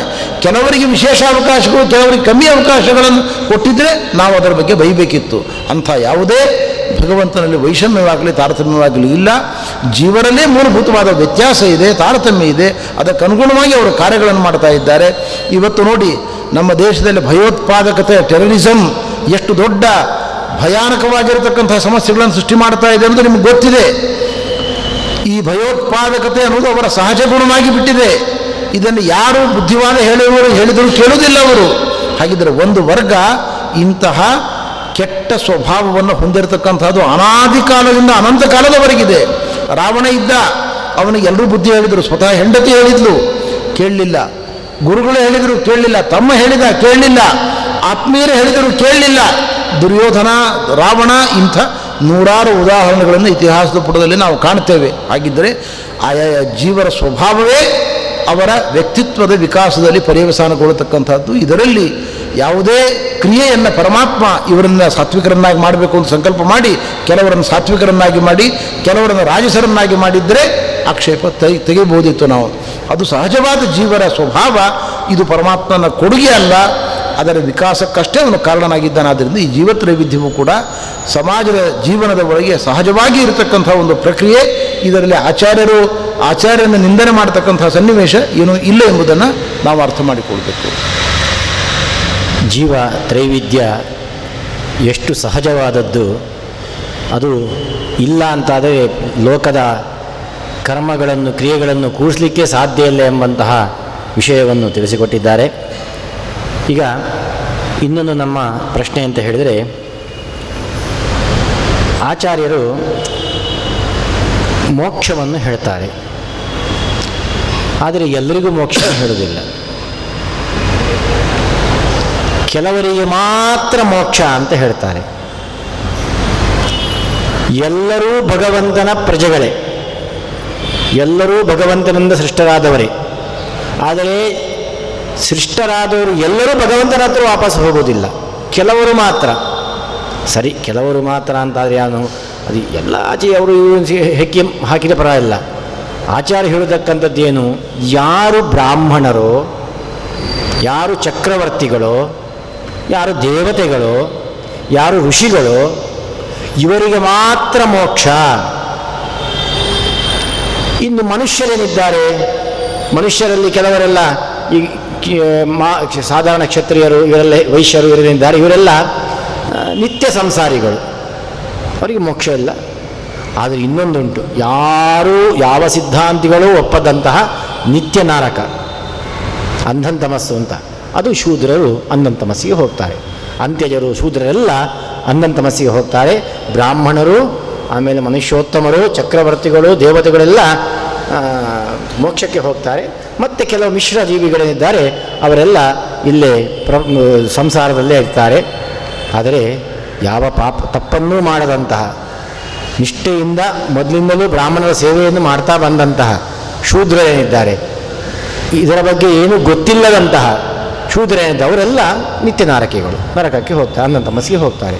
ಹಾಗಾದರೆ ಇದು ಒಂದು ವರ್ಗದ ಜನರು ಮಾಡಿಕೊಂಡಂಥ ಒಂದು ವ್ಯವಸ್ಥಿತವಾದ ಹುನ್ನಾರ ಅಷ್ಟೇ. ಅವರ ಮೇಲ್ವರ್ಗದವರು ಮಾಡಿಕೊಂಡಂತಹ ತಮ್ಮ ದೊಡ್ಡಸ್ತಿಗೆ ಅಂದರೆ ಇಡೀ ಪ್ರಪಂಚವನ್ನು ಹಿಡಿತಕ್ಕಿಟ್ಕೊಳ್ಳಿಕ್ಕೆ ಬೇಕಾದಂಥ ಒಂದು ವ್ಯವಸ್ಥಿತವಾದ ಹುನ್ನಾರ. ಅದರಲ್ಲೂ ಆ ಸಂಚಿನಲ್ಲಿ ಭಾಗಿಯಾದರು ಒಬ್ಬರು ನಮ್ಮ ಆಚಾರ್ಯರು, ಅವರು ಕೂಡ ಇದಕ್ಕೆ ಸೇರಿದ್ದಾರೆ. ಆದರೆ ಕೆಲವರು ನೋಡಿ, ಈಗ ಶಂಕರಾಚಾರ್ಯ ಸಿದ್ಧಾಂತ ತಗೊಳ್ಳಿ, ಅಲ್ಲಿ ಏನಿದೆ? ನಿತ್ಯ ನರಕದ ಪ್ರಶ್ನೆಯೇ ಇಲ್ಲ. ಯಾಕೆಂದರೆ ಎಲ್ಲರೂ ಭಗವಂತನಿಂದ ಬಂದವರು ಮತ್ತು ಭಗವಂತನಾಗಿ ಬಿಡ್ತಾರೆ, ಎಲ್ಲರೂ ಕೂಡ ಏಕಜೀವ ಅಲ್ಲಿ ವಾದ. ಇನ್ನು ಬಸವಣ್ಣ ಲಿಂಗ ದೀಕ್ಷೆ ತಗೊಂಡವನು ಎಲ್ಲ ಅಂತ್ಯಜನಿಂದ ಹಿಡಿದು ಜಂಗಮನವರೆಗೆ ಯಾರು ಲಿಂಗ ದೀಕ್ಷೆ ಅವರೆಲ್ಲರೂ ಕೂಡ ಸಮಾನರು, ಅವರೆಲ್ಲರೂ ಕೂಡ ಮೋಕ್ಷಯೋಗ್ಯರು. ಹಾಗಾಗಿ ಅವರಲ್ಲಿ ಶೂದ್ರರಿಗೆ ಮೋಕ್ಷ ಇಲ್ಲ ಅಂತ ಇಲ್ಲವೇ ಇಲ್ಲ. ಆದರೆ ಶೂದ್ರರಿಗೆ ಮೋಕ್ಷ ಇಲ್ಲ ಅಂತ ಹೇಳುವವರು ಆಚಾರ್ಯರು ಮಾತ್ರ. ಹಾಗಾಗಿ ಈ ರೀತಿಯಾಗಿ ಸಮಾಜಕ್ಕೆ ಅತ್ಯಂತ ಕೆಟ್ಟ ಸಂದೇಶವನ್ನು ಕೊಡತಕ್ಕಂತಹ ಸಿದ್ಧಾಂತ ಬೇಕೇ ಎಂಬುದೊಂದು ಪ್ರಶ್ನೆ. ಆಚಾರ್ಯರ ವಾಕ್ಯಗಳು ಸಂಸ್ಕೃತದಲ್ಲಿ ಇದ್ದಾವೆ. ಸಂಸ್ಕೃತವನ್ನು ತಿಳಿಯದ ನಮ್ಮ ಕರ್ನಾಟಕದ ಕೆಲವು ಸಾಹಿತಿಗಳು ಈ ರೀತಿಯ ವಾದವನ್ನು ಮಂಡನೆ ಮಾಡಿದ್ದಾರೆ. ಇದು ನಿಜವಾಗಿ ಆಚಾರ್ಯರ ಅಭಿಪ್ರಾಯ ಅಲ್ಲ. ಜಗದ್ಗುರು ಮಧ್ವಾಚಾರ್ಯರು ಛಾಂದೋಗ್ಯ ಭಾಷ್ಯದಲ್ಲಿ ಸ್ಪಷ್ಟವಾಗಿ ಹೇಳ್ತಾರೆ, ಸರ್ವವರ್ಣಾಶ್ರಮಾಣಾಂತೂ ಜ್ಞಾನಾನ್ಮೋಕ್ಷ ವಿನಿಶ್ಚಿತ. ಈ ಮಾತನ್ನು ಇನ್ನೊಮ್ಮೆ ಹೇಳ್ತೇನೆ, ಗಮನಿಸಿ. ಸರ್ವವರ್ಣಾಶ್ರಮಾಣಾಂತೂ ಜ್ಞಾನಾನ್ಮೋಕ್ಷ ವಿನಿಶ್ಚಿತ. ಸರ್ವವರ್ಣ, ಎಲ್ಲ ಜಾತಿಯವರು, ಎಲ್ಲ ಆಶ್ರಮ. ಅಂದರೆ ಆಚಾರ್ಯರಿಗಿಂತ ಮುಂಚೆ ಸನ್ಯಾಸವನ್ನು ತೆಗೆದುಕೊಂಡ್ರೆ ಮೋಕ್ಷ ಅನ್ನುವ ಕಲ್ಪನೆ ಇತ್ತು ಈ ದೇಶದ ಒಳಗಡೆ. ಕೆಲವು ದಾರ್ಶನಿಕರು ಸನ್ಯಾಸಾಶ್ರಮಕ್ಕೆ ಅಷ್ಟು ಭಾರಿ ಗೌರವ ಕೊಟ್ಟಿದ್ದರು. ಮೊಟ್ಟ ಮೊದಲ ಬಾರಿಗೆ ಜಗದ್ಗುರು ಶ್ರೀಮದ್ ಆಚಾರ್ಯರು ಹೇಳಿದರು, ಸನ್ಯಾಸದಿಂದ ಮೋಕ್ಷ ಅನ್ನುವ ಕಲ್ಪನೆ ತಪ್ಪು. ಅದು ಎಲ್ಲಿವರೆಗೆ ಅತಿರೇಕ ಬಂದಿತ್ತು ಈ ದೇಶದಲ್ಲಿ, ಸಾಯುವ ಮುಂಚೆ ಸನ್ಯಾಸ ತಗೊಂಡ್ಬಿಡ್ತಿದ್ರು ಗೃಹಸ್ಥರುಗಳೆಲ್ಲರೂ ಕೂಡ. ಯಾಕೆಂದರೆ ಪುರಾಣಗಳಲ್ಲಿ ಹಾಗೆ ವಾಕ್ಯ ಇದೆ, ಸನ್ಯಾಸ ತಗೊಂಡ್ರೆ ಅವರಿಗೆ ಮೋಕ್ಷ ಅಂತ ಉಂಟು. ಆಚಾರ್ಯ ಹೇಳ್ತಾರೆ, ಎಲ್ಲೆಲ್ಲಿ ಮೋಕ್ಷ ಅಂತ ವಾಕ್ಯ ಇದೆ ಎಲ್ಲ ಕಡೆಯಲ್ಲೂ ಕೂಡ ಜ್ಞಾನದಿಂದಲೇ ಮೋಕ್ಷ ಎಂಬುದನ್ನು ಅರ್ಥ ಮಾಡಿಕೊಳ್ಳಿ. ನಿಮಗೆ ಮಾಸ ಮಹಾತ್ಮ್ಯಗಳನ್ನು ಕೇಳಿದರೆ ಅಲ್ಲಿ ಎಲ್ಲ ವಾಕ್ಯಗಳಿರ್ತದೆ. ಮಾಸ ಮಹಾತ್ಮ್ಯದಲ್ಲಿ ಕಾಲ ಕಾಲಕ್ಕೆ ದೀಪವನ್ನು ಹಚ್ಚಬೇಕು, ದೀಪವನ್ನು ಹಚ್ಚೋಣದರಿಂದ ಸ್ವರ್ಗ ಉಂಟಾಗ್ತದೆ, ಮೋಕ್ಷ ಉಂಟಾಗ್ತದೆ ಅಂತ ಎಲ್ಲ ಮಾತುಗಳಿದ್ದಾವೆ. ಗಂಗಾ ಸ್ನಾನವನ್ನು ಮಾಡಿದರೆ ಮೋಕ್ಷ ಆಗ್ತದೆ ಅಂತ ಪುರಾಣದಲ್ಲಿ ವಾಕ್ಯಗಳಿದ್ದಾವೆ. ಒಂದು ಕಥೆ ಪುರಾಣದಲ್ಲಿ ಬರ್ತಕ್ಕಂಥದ್ದು, ಒಂದು ಹಲ್ಲಿ ಮೇಲ್ಗಡೆ ಹೋಗ್ತಾ ಇತ್ತು, ಜಾರಿ ಕೆಳಗೆ ಬಿತ್ತು, ಅದು ಬತ್ತಿಯ ಮೇಲೆ ಬಿತ್ತು. ಕುಡಿ ಕಟ್ಟಿದ ಬತ್ತಿಯ ಕುಡಿ ಕಳಚಿತು ಮತ್ತು ಚೆನ್ನಾಗಿ ಪ್ರಜ್ವಲಿಸಿತು. ಆ ಹಲ್ಲಿಗೆ ಸ್ವರ್ಗ ದೊರಕಿತು, ಮೋಕ್ಷ ದೊರಕಿತು. ಇಂಥ ಕಥೆಗಳು ಪುರಾಣದಲ್ಲಿ ಇದ್ದಾವೆ. ಇದರ ಸ್ಪಿರಿಟ್ ಏನು ಅಂದರೆ ಆಚಾರ್ಯರು ಹೇಳ್ತಾರೆ, ನಾವು ದೀಪವನ್ನು ಹಚ್ಚುವುದು ಅತ್ಯಂತ ಅವಶ್ಯಕ, ದೇವರ ಮುಂದೆ ಅವಶ್ಯ ಕರ್ತವ್ಯ ಅಂತ ಅಷ್ಟೇ ಈ ಕಥೆಯ ತಾತ್ಪರ್ಯವೇ ಹೊರತು ಇಷ್ಟರಿಂದಲೇ ಮೋಕ್ಷ ಸ್ವರ್ಗ ಖಂಡಿತ ಸಿಗುವುದಿಲ್ಲ. ಜ್ಞಾನಾತ್ ಮೋಕ್ಷ, ಜ್ಞಾನದಿಂದಲೇ ಮೋಕ್ಷ. ಜ್ಞಾನ ಸಂಪಾದನೆ ಮಾಡದೆ ಮೋಕ್ಷಕ್ಕೆ ಖಂಡಿತವಾಗಿಯೂ ಅವಕಾಶ ಇಲ್ಲ. ಹಾಗಾದರೆ ಜ್ಞಾನ ಸಂಪಾದನೆ ಮಾಡಲಿಕ್ಕೆ ಎಲ್ಲರಿಗೂ ಅವಕಾಶ ಇದೆ, ಇದನ್ನು ಅರ್ಥ ಮಾಡಿಕೊಳ್ಳಿ. ಆಚಾರ್ಯ ಹೇಳ್ತಾರೆ, ಸರ್ವವರ್ಣ ಆಶ್ರಮಾಣಾಂಚ, ಯಾವುದೇ ಆಶ್ರಮದಲ್ಲಿರಲಿ, ಯಾವುದೇ ವರ್ಣದವನಾಗಿರಲಿ, ಜ್ಞಾನವನ್ನು ಸಂಪಾದನೆ ಮಾಡಿಕೊಂಡು ಅವರು ಮೋಕ್ಷವನ್ನು ಪಡೆದುಕೊಳ್ಳಲಿಕ್ಕೆ ಅವಕಾಶ ಇದೆ. ಶ್ರೀಮದ್ ಆಚಾರ್ಯರು ತಮ್ಮ ಗೀತಾ ಭಾಷೆಯಲ್ಲಿ ಹೇಳ್ತಾರೆ, ಗೀತೆಯನ್ನು ಯಾಕೆ ಕೊಟ್ಟರು ವೇದವ್ಯಾಸದೇವರು? ಗೀತೆಯ ಅಗತ್ಯ ಏನಿತ್ತು? ಮಹಾಭಾರತದ ಅಗತ್ಯ ಏನಿತ್ತು? ವೇದಗಳ ಮೂಲಕವೇ ಜ್ಞಾನವನ್ನು ಪಡ್ಕೊಳ್ಬೋದಲ್ಲ. ವೇದ ಅನ್ನುವ ಪದವೇ ಆವೇದಯಂತೀತಿ ವೇದಾಹ, ದೇವರನ್ನು ತಿಳಿಸಿಕೊಡ್ತಕ್ಕಂಥದ್ದು. ಈ ವಾಂಗ್ಮಯ ಇರುವಾಗ ಇತಿಹಾಸ ಪುರಾಣಗಳ ಅಗತ್ಯ ಏನಿತ್ತು?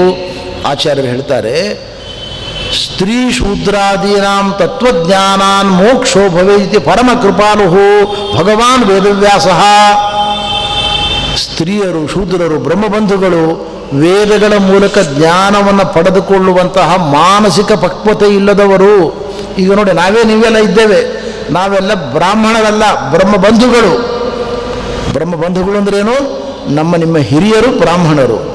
ಯಾರನ್ನ ಬ್ರಾಹ್ಮಣರು ಅಂತ ಕರೀತಾರೆ ಅಂದರೆ, ಶಾಸ್ತ್ರದ ಭಾಷೆಯಲ್ಲಿ ಯಾರು ದಿನದಲ್ಲಿ ಕನಿಷ್ಠ 8 ಗಂಟೆಗಳ ಕಾಲ ಅಧ್ಯಯನಕ್ಕಾಗಿ ಮೀಸಲಿಡ್ತಾರೋ, 4 ಗಂಟೆಗಳ ಕಾಲ ವ್ಯಾಖ್ಯಾನವನ್ನು ಮಾಡ್ತಾರೋ ಅವರನ್ನು ಬ್ರಾಹ್ಮಣರು ಅಂತ ಕರೀತಾರೆ. ನಿಮ್ಮ ಹಿರಿಯರು ಹೀಗಿದ್ದರು, ನೀವು ಹೀಗಿಲ್ಲ. ನಾವು ಬೆಳಿಗ್ಗೆಯಿಂದ ಸಾಯಂಕಾಲದವರೆಗೆ ಬ್ಯಾಂಕ್ನಲ್ಲೋ ಲೌಕಿಕದ 108 ಬಗೆಯ ಕೆಲಸಗಳನ್ನು ಮಾಡಿಕೊಂಡು ಸಾಯಂಕಾಲ ಶನಿವಾರ ಭಾನುವಾರ ಪಾಠ ಕೇಳಲಿಕ್ಕೆ ಬರುವವರು, ಪಾಠ ಹೇಳುವವರು. ಹಾಗಾದರೆ ನಾವು ನಿಜವಾಗಿ ಬ್ರಾಹ್ಮಣರಲ್ಲ. ಯಾರು 8 ಗಂಟೆ ಶಾಸ್ತ್ರವನ್ನು ಪಾಠ ಹೇಳುತ್ತಾನೆ, 4 ಗಂಟೆ ಓದಿಗಾಗಿ ಇಡುತ್ತಾನೆ, 12 ಗಂಟೆಗಳ ಕಾಲ ಯಾರು ಶಾಸ್ತ್ರಕ್ಕಾಗಿ ಜೀವನವನ್ನು ಮೀಸಲಾಗಿಡ್ತಾನೆ ಅವನು ಬ್ರಾಹ್ಮಣ ಅಂತ ಹೇಳ್ತಾರೆ. ಹಾಗಾದರೆ ನಾವೆಲ್ಲ ಬ್ರಹ್ಮಬಂಧುಗಳು, ಬ್ರಾಹ್ಮಣರ ಪರಂಪರೆಯಲ್ಲಿ ಬಂದವರು. ನಮಗೆ ವೇದವನ್ನು ಓದಿ ಜ್ಞಾನವನ್ನು ಸಂಪಾದನೆ ಮಾಡಿಕೊಳ್ಳೋದು ಬಹಳ ಕಷ್ಟ. ವೇದದ ಭಾಷೆ ತುಂಬ ಕಠಿಣ.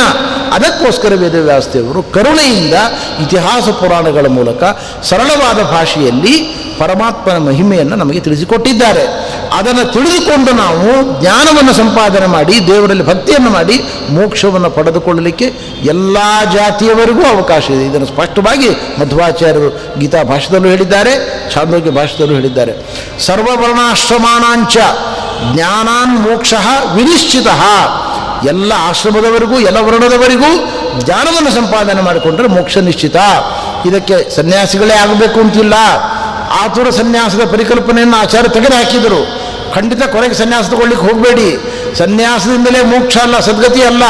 ಪ್ರಾಮಾಣಿಕ ಗೃಹಸ್ಥನಾಗಿದ್ದರೂ ಕೂಡ ಅವನಿಗೆ ಸದ್ಗತಿ ಆಗ್ತದೆ. ಬ್ರಹ್ಮಚಾರಿಯಾಗಿದ್ದರೂ ಸದ್ಗತಿ ಆಗ್ತದೆ. ವಾನಪ್ರಸ್ಥನಿಗೆ ಸದ್ಗತಿ ಆಗ್ತದೆ.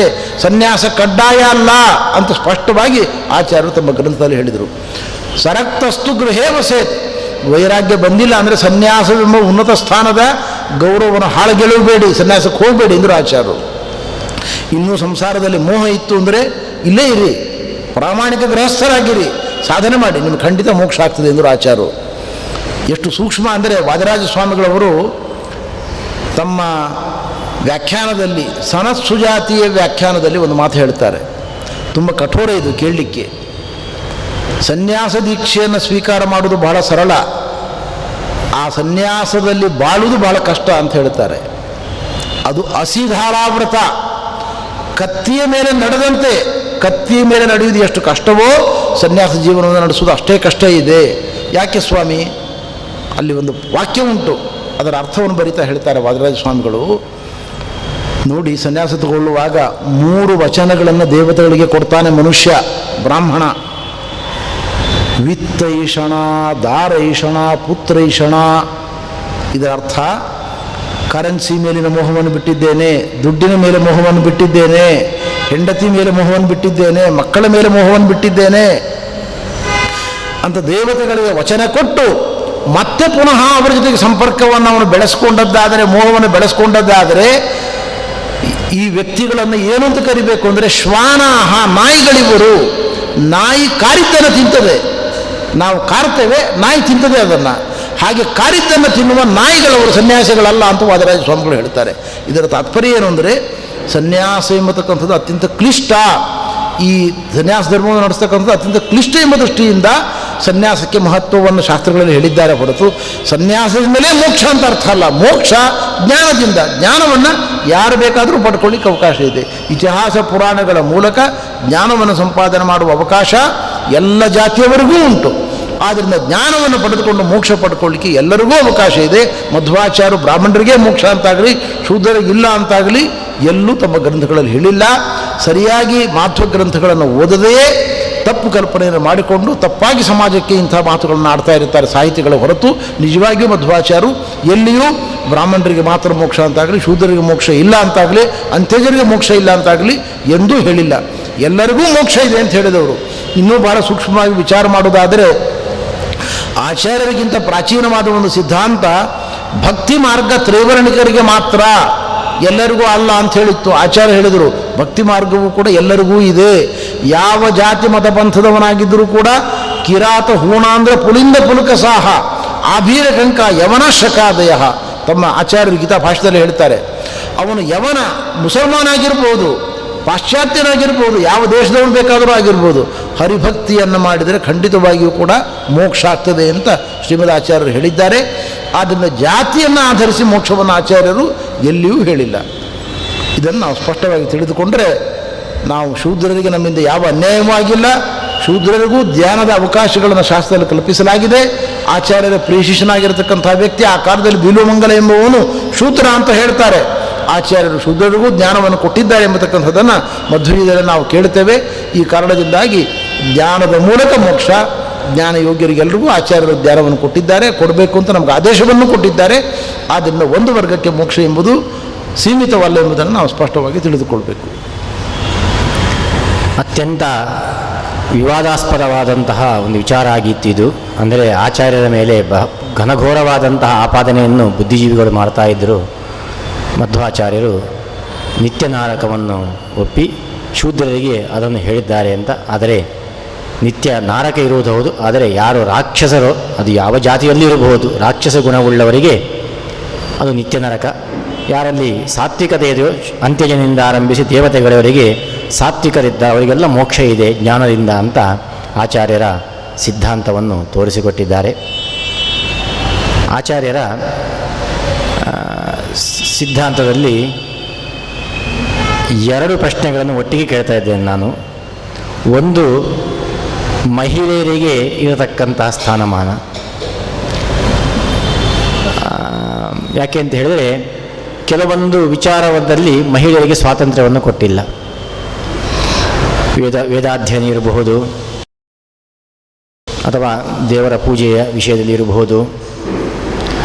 ಯಾಕೆಂದರೆ ಅದು ಯಾಕೆ ಬೇಕು ಮಹಿಳೆಯರಿಗೆ ಅಂತ ಹೇಳಿದರೆ ಅದರಲ್ಲಿರತಕ್ಕಂಥ ಒಂದು ಪುಣ್ಯ ಭಾಗ ಏನಿದೆ ಅದು ಬೇರೆದರಿಂದ ಇಲ್ಲ ಅಂತ ಹೇಳ್ತಾರೆ.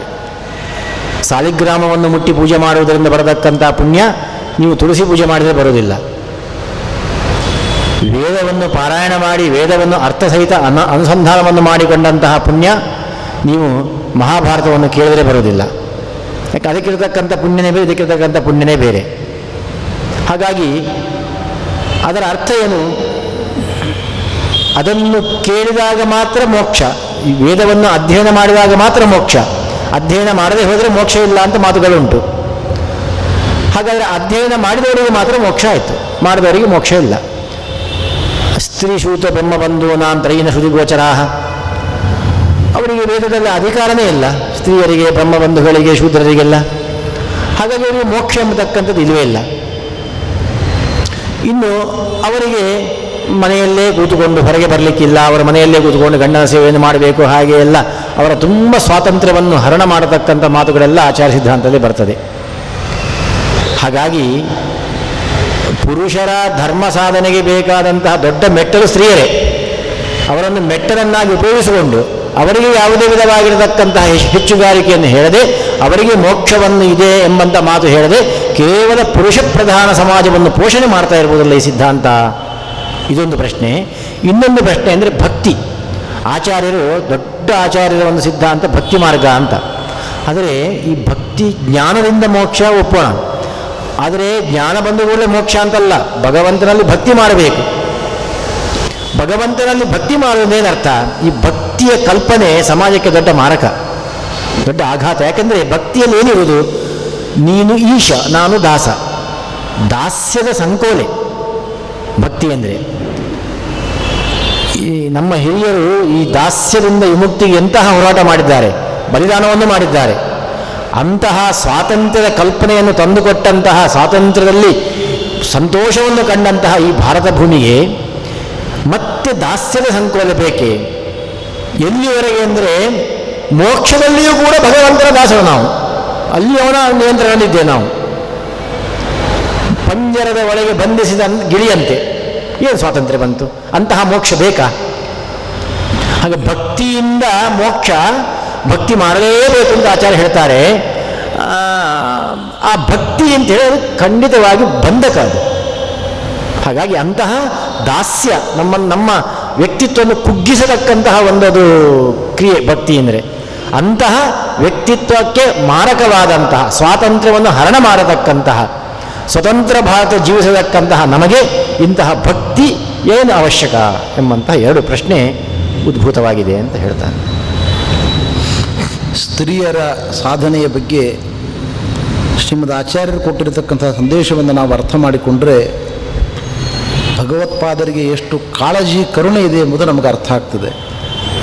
ತಾತ್ಪರ್ಯ ನಿರ್ಣಯದಲ್ಲಿ ಒಂದು ಪ್ರಸಂಗದಲ್ಲಿ ಆಚಾರ್ಯ ಹೇಳ್ತಾರೆ, ಒಂದು ಹೆಣ್ಣು ನಡತೆಗೆಟ್ಟಿದ್ದಾಳೆ ಅಂದರೆ ಸಮಾಜದಲ್ಲಿ ಅವಳನ್ನು ದೂಷಿಸ್ತಾರೆ. ಆಚಾರ್ಯರು ಹೇಳ್ತಾರೆ, ಅರಕ್ಷಣಾ ದೂಷಿತಾಯ ನತ್ಯಾಗಾಚ್ಯ ಶುಭಂ ಭವೇತ್. ಒಂದು ಹೆಣ್ಣು ದಾರಿ ತಪ್ಪಿದರೆ, ಜಾರಿದರೆ ಅದಕ್ಕೆ ಯಾರು ಹೊಣೆ ಅಂತ ಕೇಳ್ತಾರೆ ಆಚಾರ್ಯರು. ಅವಳನ್ನು ಸರಿಯಾದ ಕ್ರಮದಲ್ಲಿ ನೋಡಿಕೊಳ್ಳದೇ ಇರತಕ್ಕಂಥ ಗಂಡನ ದೋಷ ಇದು. ಆದ್ದರಿಂದ ಅವಳನ್ನು ಮಾತ್ರ ದೂಷಣೆ ಮಾಡೋದ್ರೊಳಗೆ ಯಾವುದೇ ಔಚಿತ್ಯ ಇಲ್ಲ. ಅವಳನ್ನು ಚೆನ್ನಾಗಿ ನೋಡ್ಕೊಳ್ಬೇಕಾದ, ಏನೋ ಕಾರಣಾಂತರದಿಂದ ದಾರಿ ತಪ್ಪಿದರೂ ಕೂಡ ಅವಳಿಗೆ ಸರಿಯಾದ ಮಾರ್ಗದಲ್ಲಿ ತಂದು ಅವಳನ್ನು ಪೋಷಣೆ ಮಾಡಬೇಕಾದ ಹೊಣೆಗಾರಿಕೆ ಗಂಡನಿಗಿದೆ. ಇಷ್ಟೇ ಅಲ್ಲ, ನ ತ್ಯಾಗಾಚ್ಚ ಶುಭಂ ಭವೇ.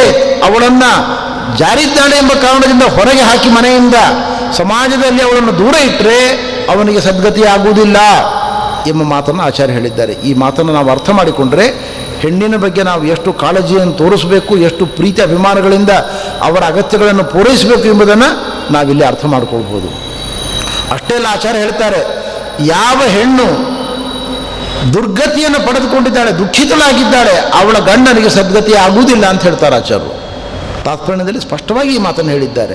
ಆದ್ದರಿಂದ ಹೆಣ್ಣಿನ ಬಗ್ಗೆ ಆದರ, ಕಾಳಜಿ, ಪ್ರೀತಿ ಅದು ಆಚಾರ್ಯರು ತುಂಬ ಸ್ಪಷ್ಟವಾದ ಭಾಷೆಯಲ್ಲಿ ಹೇಳಿದ್ದಾರೆ. ನೋಡಿ, ಭಾಷ್ಯದಲ್ಲಿ, ಬ್ರಹ್ಮಸೂತ್ರ ಭಾಷ್ಯದಲ್ಲಿ ಒಂದು ಮಾತು ಹೇಳ್ತಾರೆ ಆಚಾರ್ಯರು. ಗಂಡಿಗೆ 8ನೇ ವಯಸ್ಸಿನಲ್ಲಿ ಉಪನಯನ ಆಗ್ತದೆ, ನಮಗೆ ಗೊತ್ತು ಇದು. ಹೆಣ್ಣಿಗೂ ಕೂಡ ಧರ್ಮಶಾಸ್ತ್ರದ ಪ್ರಕಾರ 8ನೇ ವಯಸ್ಸಿನಲ್ಲಿ ವಿವಾಹ ಆಗ್ತದೆ. ಆದರೆ ಈ ವಿವಾಹ ಉಪನಯನದಂತೆ ಅಂತ ಹೇಳಿದವರು ಜಗದ್ಗುರು ಮಧ್ವಾಚಾರ್ಯರು. ಅವ್ರು ಹೇಳ್ತಾರೆ ಭಾಷ್ಯದಲ್ಲಿ, ಸ್ತ್ರೀಣಾಂ ಪ್ರಧಾನ ಕರ್ಮೈವ ಯಥೋಪನಯನ ಸ್ಪರ್ಧಂ. ಹೆಣ್ಣು ಮಕ್ಕಳಿಗೆ ಉಪನಯನ ಅಂದರೆ ವಿವಾಹ ಸಂಸ್ಕಾರ. ಇದನ್ನು ಯಾಕೆ ಹಿಂದಿನ ಕಾಲದಲ್ಲಿ 8 ವರ್ಷಕ್ಕೆ ಮಾಡ್ತಾ ಇದ್ದು ಅಂದರೆ ಕಾರಣ ತಿಳ್ಕೊಳ್ಳಿ. ನಮಗೆ 8ನೇ ವರ್ಷಕ್ಕೆ ಉಪನಯನ ಆಯಿತು, ನಾವು ವೇದಗಳನ್ನು ಅಧ್ಯಯನ ಮಾಡಿದೆವು, ಶಾಸ್ತ್ರಗಳನ್ನು ಅಧ್ಯಯನ ಮಾಡಿದೆವು, ಜ್ಞಾನವನ್ನು ಸಂಪಾದನೆ ಮಾಡಿದೆವು, ಗಾಯತ್ರಿ ಜಪ, ಕೃಷ್ಣಮಂತ್ರ ಜಪಗಳನ್ನು ಮಾಡಿ ಸಿದ್ಧಿಯನ್ನು ಗಳಿಸಿಕೊಳ್ಳುವ ಅವಕಾಶ ನಮಗೆ ದೊರಕಿತು. ಇಷ್ಟೇ ಅವಕಾಶವನ್ನು ಹೆಣ್ಣಿಗೆ ಕೊಡುವುದಕ್ಕಾಗಿ 8ನೇ ವಯಸ್ಸಲ್ಲಿ ವಿವಾಹವನ್ನು ಶಾಸ್ತ್ರ ಹೇಳಿದ್ದು. ಅದು ನಡೆದದ್ದು, ನಡೆಯದೇ ಇದ್ದದ ಕಾರಣಗಳು ಬೇರೆ ಬೇರೆ, ಸಾಮಾಜಿಕ ಕಾರಣಗಳು. ಆದರೆ ಧರ್ಮಶಾಸ್ತ್ರದ ದೃಷ್ಟಿಯಿಂದ, ಆಚಾರ್ಯರ ದೃಷ್ಟಿಯಿಂದ ಸಮಾನವಾದ ಅವಕಾಶಗಳಿದ್ದಾವೆ. ಹೆಣ್ಣು ಮಕ್ಕಳಿಗೆ ವೇದ ಮಾಧ್ಯಮದ ಮೂಲಕ ಜ್ಞಾನ ಸಂಪಾದನೆ ಮಾಡಲಿಕ್ಕೆ ಇಲ್ಲ, ಹೌದು. ಆದರೆ ವೇದಕ್ಕಿಂತ ಹೆಚ್ಚು ಪ್ರಭಾವಕಾರಿಯಾದ, ಹೆಚ್ಚು ಸರಳವಾದ, ಸ್ಪಷ್ಟವಾದ ಇತಿಹಾಸ ಪುರಾಣಗಳ ಅಧ್ಯಯನದ ಮೂಲಕ ಜ್ಞಾನ ಸಂಪಾದನೆ ಮಾಡುವ ಅವಕಾಶ ಪರಿಪೂರ್ಣವಾಗಿ ತೆರೆದಿಟ್ಟಿದೆ. ನೀವು ನೋಡಿ, ಭಾಗವತದ ದಶಮಸ್ಕಂದದಲ್ಲಿ ಕೃಷ್ಣ ಪರಮಾತ್ಮನ ಗೆಳೆಯರು ಬ್ರಾಹ್ಮಣರ ಬಳಿಗೆ ಬಂದು ಅನ್ನವನ್ನು ಕೇಳ್ತಾರೆ. ಪರಮಾತ್ಮ ಕೃಷ್ಣ ಬಂದಿದ್ದಾನೆ, ಪಂಚಾನ್ನವನ್ನು ಕೊಡಿ ಅಂತ, ಷಡ್ರಸಾನ್ನವನ್ನು ಕೊಡಿ ಅಂತ ಕೇಳ್ತಾರೆ. ಬ್ರಾಹ್ಮಣರು ಕೊಡುವುದಿಲ್ಲ. ಕೃಷ್ಣ ಹೇಳ್ತಾನೆ, ಅವರ ಪತ್ನಿಯರ ಬಳಿಗೆ ಹೋಗಿ ಕೇಳಿ ಅಂತ. ಅವರು ತಮ್ಮ ತಲೆಯಲ್ಲಿ ಅಡಿಗೆ ಮಾಡಿದ್ದನ್ನೆಲ್ಲ ಹೊತ್ಕೊಂಡು ಬಂದು ಕೃಷ್ಣನಿಗೆ ಅರ್ಪಣೆ ಮಾಡಿದರು ಅಂತ ಭಾಗವತದ ಕಥೆ.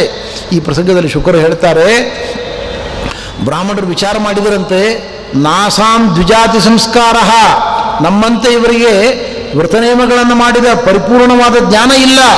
ಆದರೆ ಕೃಷ್ಣ ದೇವರು ಅಂತ ನಾವು ಮರೆತು ಅವರಿಗೆ ಜ್ಞಾನೋದಯ ಆಯಿತು. ಹೇಗಾಯಿತು?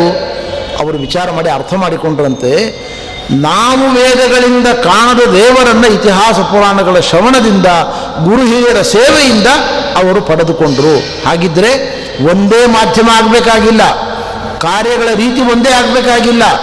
ಅವರವರ ಯೋಗ್ಯತೆಗೆ ತಕ್ಕಂತೆ ಮಾಡುವ ಶ್ರದ್ಧಾಪೂರ್ವಕವಾದ ದೇವರ ಸೇವೆಯಿಂದ ಅವರಿಗೆ ನಿರ್ಮಲ ಜ್ಞಾನವನ್ನು ದೇವರು ಕೊಡ್ತಾನೆ. ಇದು ಆಚಾರ್ಯರು ಹೇಳುವ ಮಾತು. ಎಲ್ಲರೂ ಒಂದೇ ಗ್ರಂಥ ಓದಬೇಕಾಗಿಲ್ಲ, ಒಂದೇ ಕ್ರಮದಲ್ಲಿ ದೇವರ ಪೂಜೆಯನ್ನು ಮಾಡಬೇಕಾಗಿಲ್ಲ. ಭಿನ್ನ ಭಿನ್ನ ಕ್ರಮಗಳಿಂದ ಅವರವರ ಯೋಗ್ಯತೆ, ಆಶ್ರಮ, ವರ್ಣ ಧರ್ಮಗಳಿಗೆ ಅನುಗುಣವಾಗಿ ಅವರು ದೇವರ ಸೇವೆಯನ್ನು ಮಾಡಿದಾಗ ಅವರ ಯೋಗ್ಯತೆ ಅನುಗುಣವಾದ ಪರಿಪಕ್ವ ಜ್ಞಾನವನ್ನು ದೇವರು ಕೊಡ್ತಾನೆ. ಆದ್ದರಿಂದ ಎಲ್ಲರೂ ವೇದವನ್ನೇ ಓದಬೇಕು ಅಂತೇಳಿ ಶಂಕ ಹೊಡಿಬೇಕಾದ ಅಗತ್ಯ ಇಲ್ಲ. ಈಗ ನಮ್ಮನೆ ಹೇಳ್ತಾ ಇದ್ದರು, ನಮಗೆ ವೇದ ಕೊಟ್ಟಿಲ್ಲ, ನಮಗೆ ವೇದ ಕೊಟ್ಟಿಲ್ಲ ಅಂತ. ಸಂತೋಷ. ಹಳೆ ಬ್ರಾಹ್ಮಣರನ್ನು ಪೋಸ್ಟ್ ಮಾರ್ಟಮ್ ಮಾಡಲಿಕ್ಕೆ ಹೋಗಬೇಡಿ. ಇವತ್ತು ವೇದ ಎಲ್ಲ ವಿಶ್ವವಿದ್ಯಾಲಯಗಳಲ್ಲಿ ಸಿಗುತ್ತೆ, ಎಲ್ಲ ಸಂಸ್ಕೃತ ಕಾಲೇಜುಗಳಲ್ಲಿ ಸಿಗುತ್ತೆ. ಹೋಗಿ ಓದಿ ನೋಡುವ. ಯಾರು ವೇದದ ಹತ್ತಿರ ಸುಳಿಯುವುದಿಲ್ಲ ಇವತ್ತು. ಆ ಕಾಲದಲ್ಲಿ ವೇದ ಕೊಡಲಿಲ್ಲ ಅಂತ ಇವತ್ತು ಆಕ್ಷೇಪ ಮಾಡ್ತೀರಲ್ಲ. ಎಲ್ಲ ಇವತ್ತು ಧಾರ್ಮಿಕ ಕೇಂದ್ರಗಳಲ್ಲಿ ವೇದ ಅಧ್ಯಯನಕ್ಕೆ ಅವಕಾಶ ಉಂಟು. ಹೆಣ್ಮಕ್ಕಳಿಗೂ ಉಂಟು, ಶೂದ್ರರಿಗೂ ಉಂಟು. ವಿಶ್ವವಿದ್ಯಾಲಯಗಳಲ್ಲಿ ವೇದ ಡಿಪಾರ್ಟ್ಮೆಂಟ್ ಇದೆ, ಪಾಠಶಾಲೆಗಳಲ್ಲಿ ವೇದ ಡಿಪಾರ್ಟ್ಮೆಂಟ್ ಇದೆ, ಗೌರ್ಮೆಂಟ್ ಪಾಠಶಾಲೆಗಳಲ್ಲಿ ಹೋಗಿ ಓದಿ. ಹಾಗಿದ್ದರೆ ವೇದ ಓದುವುದಿಲ್ಲ ನೀವು. ಯಾಕೆ ಓದುವುದಿಲ್ಲ ಗೊತ್ತೋ? ವೇದದಿಂದ ಯಾವುದೇ ಬೇಕಾದ ಪರಮಾತ್ಮನ ಜ್ಞಾನ ನಮಗೆ ಅಗತ್ಯ ಇಲ್ಲ. ಈಗಿನ ಕಾಲದ ಜನರಿಗೆ ದೇವರಿಂದ ಜ್ಞಾನ ಬೇಕಿಲ್ಲ. ವೇದಗಳನ್ನು ನಮ್ಮ ಹಿರಿಯರು ಓದಿದ್ದು ಯಾಕೆ ಅಂದರೆ ಬ್ರಾಹ್ಮಣರು ಜ್ಞಾನಕ್ಕಾಗಿ ಓದಿದ್ದು, ದೇವರ ಜ್ಞಾನಕ್ಕಾಗಿ ಓದಿದ್ದು. ಆ ಜ್ಞಾನದ ಬಗ್ಗೆ ಅವರಿಗೆ ಕಾಳಜಿ ಇತ್ತಾದ್ದರಿಂದ ಅವರು ಸಾಂಸಾರಿಕ ಭೋಗಗಳನ್ನು ತೊರೆದು ವೇದಗಳ ಅಭ್ಯಾಸವನ್ನು ಮಾಡಿದರು.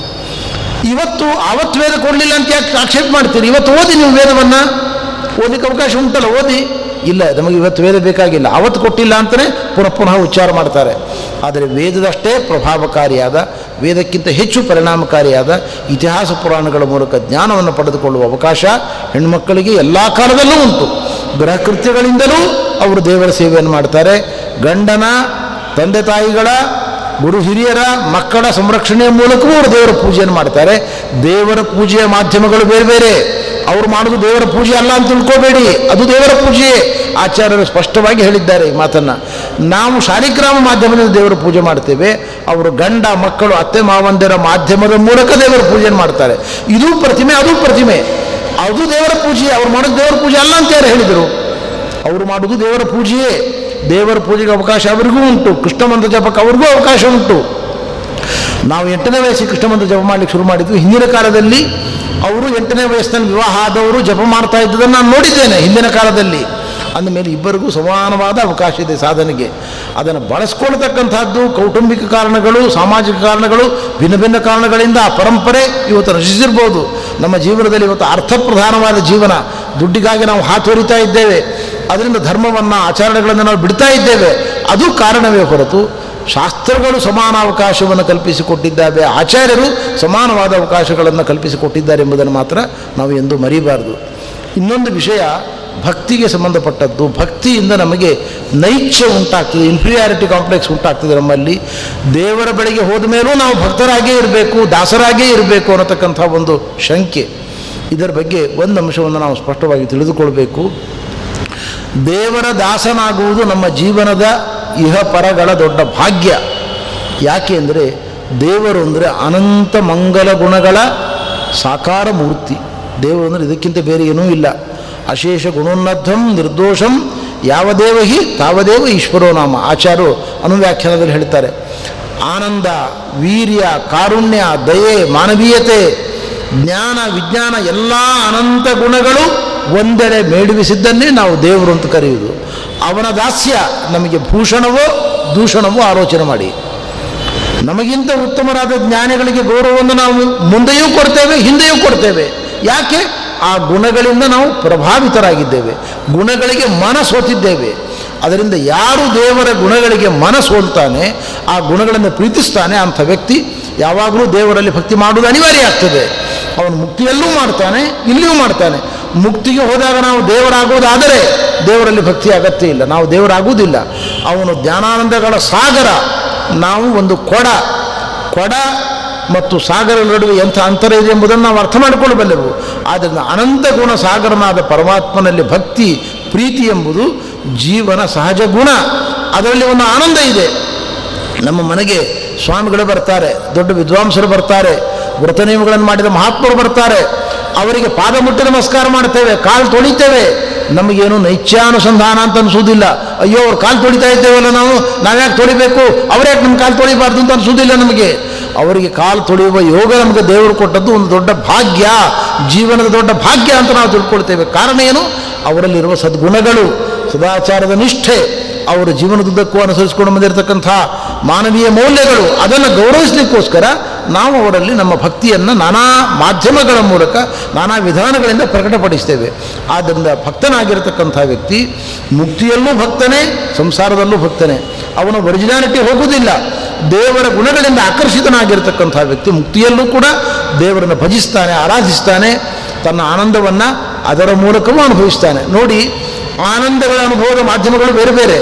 ಮುಕ್ತಿಯಲ್ಲಿ ಸ್ತ್ರೀಭಿರುವ, ಯಾನ ಇರುವ, ಜ್ಞಾತಿಭಿರುವ, ಅವನು ಎಲ್ಲಿ ಬೇಕಾದರೂ ಹೋಗ್ಬೋದು, ಯಾವ ಕ್ಷೇತ್ರಕ್ಕೆ ಬೇಕಾದರೂ ಹೋಗ್ಬೋದು, ತನ್ನ ಆನಂದವನ್ನು ಅನುಭವಿಸ್ಲಿಕ್ಕೆ ಅವಕಾಶ ಇದೆ. ಅದರಂತೆ ಬ್ರಹ್ಮದೇವರ ಪ್ರವಚನ ಕೇಳ್ಬೋದು, ಶೇಷದೇವರ ಪ್ರವಚನ ಕೇಳ್ಬೋದು, ಸನಕಾದಿಗಳ ಪ್ರವಚನ ಕೇಳ್ಬೋದು, ಅದರಿಂದ ಆನಂದ ಆಗ್ತದೆ. ಆನಂದವನ್ನು ಅನುಭವಿಸುವ ಮಾಧ್ಯಮಗಳು ಅನೇಕ. ಆದ್ದರಿಂದ ಮುಕ್ತಿಯಲ್ಲೂ ಕೂಡ ಭಕ್ತಿಯ ಮೂಲಕ ಆನಂದವನ್ನು ಅನುಭವಿಸ್ತಾನೆ. ಆದರೆ ಭಕ್ತಿಯಿಂದ ಇಲ್ಲಿ ಹೇಗೆ ಒಂದು ಫಲ ಪಡೀತಾರೆ ಹಾಗೆ ಫಲ ಮುಕ್ತಿಯಲ್ಲಿಲ್ಲ ಅಂತ ಅಷ್ಟೇ ಹೊರತು, ಮುಕ್ತಿಯಲ್ಲಿ ಪ್ರತಿಯೊಂದು ಚಟುವಟಿಕೆಯೂ ಆನಂದ ರೂಪವೇ, ಆನಂದಕ್ಕಾಗಿ ಅಲ್ಲ. ಇಲ್ಲಿ ಆನಂದಕ್ಕಾಗಿ ಚಟುವಟಿಕೆ, ಅಲ್ಲಿಯ ಪ್ರತಿಯೊಂದು ಚಟುವಟಿಕೆಯೂ ಆನಂದಮಯ, ಆನಂದಪೂರ್ಣ.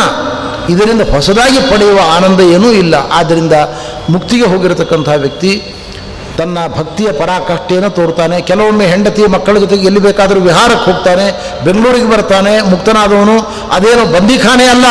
ವೈಕುಂಠ ಲೋಕ, ಶ್ವೇತದ್ವೀಪ ಅನಂತ ಆಶ್ರಮಗಳು ಬಂದಿಖಾನೆ ಅಲ್ಲ ಅವನಿಗೆ. ಮುಕ್ತರು, ಮುಕ್ತ ಬ್ರಹ್ಮ ಖಗಾದಯ, ತಿರುಪತಿಯ ಬ್ರಹ್ಮೋತ್ಸವವನ್ನು ನೋಡಲಿಕ್ಕೋಸ್ಕರ ಮುಕ್ತ ಬ್ರಹ್ಮರು ಬರ್ತಾರೆ, ಮುಕ್ತ ಶೇಷರು ಬರ್ತಾರೆ, ಮುಕ್ತ ದೇವತೆಗಳು ಬರ್ತಾರೆ ಅಂತ ಪುರಾಣದಲ್ಲಿ ನಾವು ಕೇಳ್ತೇವೆ. ಆದ್ದರಿಂದ ಅದು ಬಂದಿಖಾನೆ ಅಲ್ಲ, ಗಿಳಿ ಪಂಜರದಲ್ಲಿರುವಂತೆ ಅಲ್ಲ. ಅಲ್ಲಿರುವ ಆನಂದಮಯ ಚೇತನರು ಎಲ್ಲಿ ಬೇಕಾದರೂ ಬರ್ಬೋದು, ಎಲ್ಲಿ ಬೇಕಾದರೂ ಇರ್ಬೋದು. ಆ ಸ್ವಾತಂತ್ರ್ಯ ಅವರಿಗುಂಟು. ದೇವರ ಭಕ್ತಿ ಎಂಬುದು ಗುಣವೇ ಹೊರತು ದಾಸ್ಯ ಎಂಬುದಾಗಿ ನಾವು ಎಂದೂ ಕೂಡ ಭಾವಿಸ್ಕೊಳ್ಬಾರ್ದು. ಅಂಥ ಪರಮಾತ್ಮನಲ್ಲಿ ನಾವು ಪ್ರೀತಿಯನ್ನು ಮಾಡೋದು, ಭಕ್ತಿಯನ್ನು ಮಾಡೋದು ನಮಗೆ ಭೂಷಣವೇ ಹೊರತು ದೇವರನ್ನು ಮರೆಯುವುದೇ ದೋಷ. ಅಂಥ ದೋಷ ಮೋಕ್ಷದಲ್ಲೂ ಇಲ್ಲ, ಸಂಸಾರದಲ್ಲೂ ಇರಬಾರದು ಎಂಬುದು ಆಚಾರ್ಯರ ಅಭಿಪ್ರಾಯ.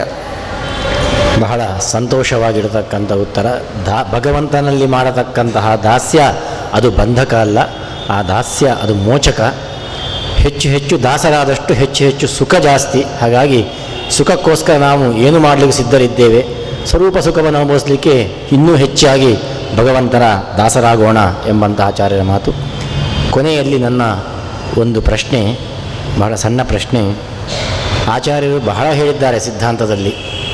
ಅದರಲ್ಲಿ ಎಷ್ಟೋ ನಮಗೆ ಈಗಿನ ಕಾಲಕ್ಕೆ ಅದನ್ನು ಅಡಗಿಸ್ಕೊಳ್ಳೋದು ಕಷ್ಟವಾಗ್ತದೆ. ಆದರೆ ಸಾಮಾನ್ಯವಾಗಿ ಎಲ್ಲರಿಗೂ, ಎಲ್ಲ ಜೀವಿಗಳಿಗೂ ಅನ್ವಯವಾಗತಕ್ಕಂತಹ, ಈಗಿನ ಸಮಾಜಕ್ಕೆ ಬಹಳ ಹೊಂದಾಣಿಕೆ ಆಗತಕ್ಕಂತಹ ಪ್ರಸ್ತುತವಾದಂತಹ ಆಚಾರ್ಯ ಚಿಂತನೆಗಳು ಏನಿವೆ ಅದನ್ನು ಆಚಾರ್ಯರು ಪ್ರಸ್ತುತಗೊಳ್ಳಬೇಕು ಅಂತ ನಾನು ಕೇಳಿಕೊಳ್ತಾ ಇದ್ದೆ. ಒಂದು ಮುಖ್ಯವಾಗಿ ಆಚಾರ್ಯರು ಹೇಳಿರತಕ್ಕಂಥದ್ದು ಅಂತರ್ಯಾಮಿ ದೃಷ್ಟಿ, ಅಂತರ್ಯಾಮಿ ಸಿದ್ಧಾಂತ. ನಮ್ಮಲ್ಲಿ ಹೇಳುವುದುಂಟು, ನಾವು ಜಾತಿ ಪದ್ಧತಿಯನ್ನು ಕಿತ್ತು ಒಗಿಬೇಕು, ಸಾಮಾಜಿಕ ಸಾಮರಸ್ಯ ಉಂಟಾಗ್ತದೆ ಅಂತ. ಜಾತಿ ಪದ್ಧತಿಯನ್ನು ಕಿತ್ತು ಒಗೆಯುವುದು ಒಂದೇ, ಮೂಗು ಸೋರ್ತದೆ ಅಂತ ಮೂಗನ್ನು ಕತ್ತರಿಸುವುದು ಒಂದೇ. ಮೂಗು ಸೋರ್ತದೆ ಅಂತ ಮೂಗನ್ನು ಕತ್ತರಿಸಿದ ಕೂಡಲೇ ಪರಿಹಾರ ಆಗುವುದಿಲ್ಲ. ಮೆಡಿಸಿನ್ ತಗೊಂಡ್ರೆ ಥಂಡಿಯಲ್ಲಿ ಕೂತ್ಕೊಳ್ಳದೆ ಇದ್ದರೆ ಮೂಗು ಸೋರೋದು ನಿಂತುಕೊಳ್ತದೆ. ಹಾಗೆ ಸಮಾನತೆ ಎಂಬುದು ಜಾತಿಯ ಕಿತ್ತು ಒಗೆಯೋದ್ರಿಂದ ಉಂಟಾಗುವುದಿಲ್ಲ. ಸಮಾನತೆ, ಪರಸ್ಪರ ಪ್ರೀತಿ ಸೌಹಾರ್ದಗಳು ಬರಬೇಕು ಅಂದರೆ ಹೇಗೆ ಬರಲಿಕ್ಕೆ ಸಾಧ್ಯ ಅಂದರೆ, ಆಚಾರ್ಯರು ಹೇಳ್ತಾರೆ, ಎಲ್ಲರ ಒಳಗೆ ದೇವರಿದ್ದಾನೆ ಎಂಬುವ ಎಚ್ಚರವನ್ನು ನಮ್ಮಲ್ಲಿ ನಾವು ಮೂಡಿಸಿಕೊಂಡಾಗ ಇದು ಸಾಧ್ಯ. ನೋಡಿ, ಒಂದೇ ಜಾತಿಯಲ್ಲಿ ಕಲಹ ಬರಬಾರ್ದಲ್ಲ. ಈಗ ಅನೇಕ ಜಾತಿಗಳಿದ್ದಾವೆ, ಆಯಾ ಒಂದೇ ಜಾತಿ. ಈಗ ವೀರಶೈವ ಜಾತಿ ಇದೆ, ಬ್ರಾಹ್ಮಣ ಜಾತಿ ಇದೆ. ಬ್ರಾಹ್ಮಣ ಜಾತಿಯಲ್ಲಂತೂ ಒಳಗಡೆ ಏನೋ ಪ್ರತ್ಯೇಕ ವ್ಯವಸ್ಥೆಯಲ್ಲೂ ಎಲ್ಲರೂ ಬ್ರಾಹ್ಮಣರು ತಾನೇ, ಮತ್ತೆ ಕಲಹ ಉಂಟಾಗ್ತದೆ. ಜಾತಿ ವ್ಯವಸ್ಥೆಯನ್ನು ಕಿತ್ತು ಒಗೆದು ಕೂಡಲೇ ಇವತ್ತು ವಿದೇಶಗಳಿದ್ದಾವೆ, ಜಾತಿ ವ್ಯವಸ್ಥೆ ಇಲ್ಲ ಅಲ್ಲಿ. ಅಲ್ಲಿ ರಾಗ ದ್ವೇಷ ಇಲ್ವಾ, ತರತಮ ಭಾವ ಇಲ್ವಾ, ಪರಸ್ಪರ ರಾಗದ್ವೇಷಗಳಿಲ್ವಾ ವಿದೇಶಗಳಲ್ಲಿ? ಅಲ್ಲಿ ಅಂತೂ ಜಾತಿ ವ್ಯವಸ್ಥೆ ಇಲ್ವಲ್ಲ. ಭಾರತ ದೇಶದಲ್ಲಿದೆ ಇದು, ವಿದೇಶಗಳಲ್ಲಿ ಇಲ್ಲ. ಹಾಗಿದ್ದರೆ ಮಾನವರ ನಡುವೆ ಪರಸ್ಪರ ವೈಷಮ್ಯಗಳಿಗೆ, ರಾಗದ್ವೇಷಗಳಿಗೆ ಮೂಲ ಕಾರಣವಾಗಿರತಕ್ಕಂಥದ್ದು ಎಲ್ಲರ ಒಳಗೆ ದೇವರಿದ್ದಾನೆ ಎಂಬುವ ಕಲ್ಪನೆ ಇಲ್ಲದಿರುವಿಕೆ, ಇದನ್ನು ಆಚಾರ್ಯ ಹೇಳ್ತಾರೆ. ಇದು ಆಚಾರ್ಯರ ಸಿದ್ಧಾಂತದ ಶ್ರೇಷ್ಠವಾದ ಒಂದು ಕೊಡುಗೆ. ಇದು ನಾವು ಎಲ್ಲಿವರೆಗೆ ಇನ್ನೊಬ್ಬರನ್ನು ಪ್ರೀತಿಸಲಿಕ್ಕೆ ಸಾಧ್ಯ ಆಗ್ತದೆ ಅಂದರೆ ಅವರ ಒಳಗೆ ದೇವರಿದ್ದಾನೆ, ನಾನು ಆ ವ್ಯಕ್ತಿಗೆ ನಾನು ಒಳ್ಳೆಯ ಮಾತುಗಳನ್ನು ಆಡುವುದಾಗಲಿ, ಅವನಿಗೆ ಸಹಾಯ ಮಾಡುವುದಾಗಲಿ, ಒಳಗಿರುವ ದೇವರ ಪೂಜೆ ಎಂಬ ಕಲ್ಪನೆಯನ್ನು ಆಚಾರ್ಯರು ತಮ್ಮ ಸಿದ್ಧಾಂತದಲ್ಲಿ ಹುಟ್ಟು ಹಾಕಿದ್ದಾರೆ.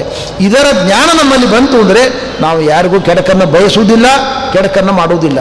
ಯಾಕೆ ಅಂದರೆ ಅದು ಒಳಗಿರುವ ಅಂತರ್ಯಾಮಿಯಾದ ಭಗವಂತನಿಗೆ ಮಾಡುವ ಅನ್ಯಾಯ, ಮೋಸ ಎಂಬ ಪ್ರತಿ ನಮ್ಮ ಒಳಗೆ ಜಾಗೃತವಾಗ್ತದೆ.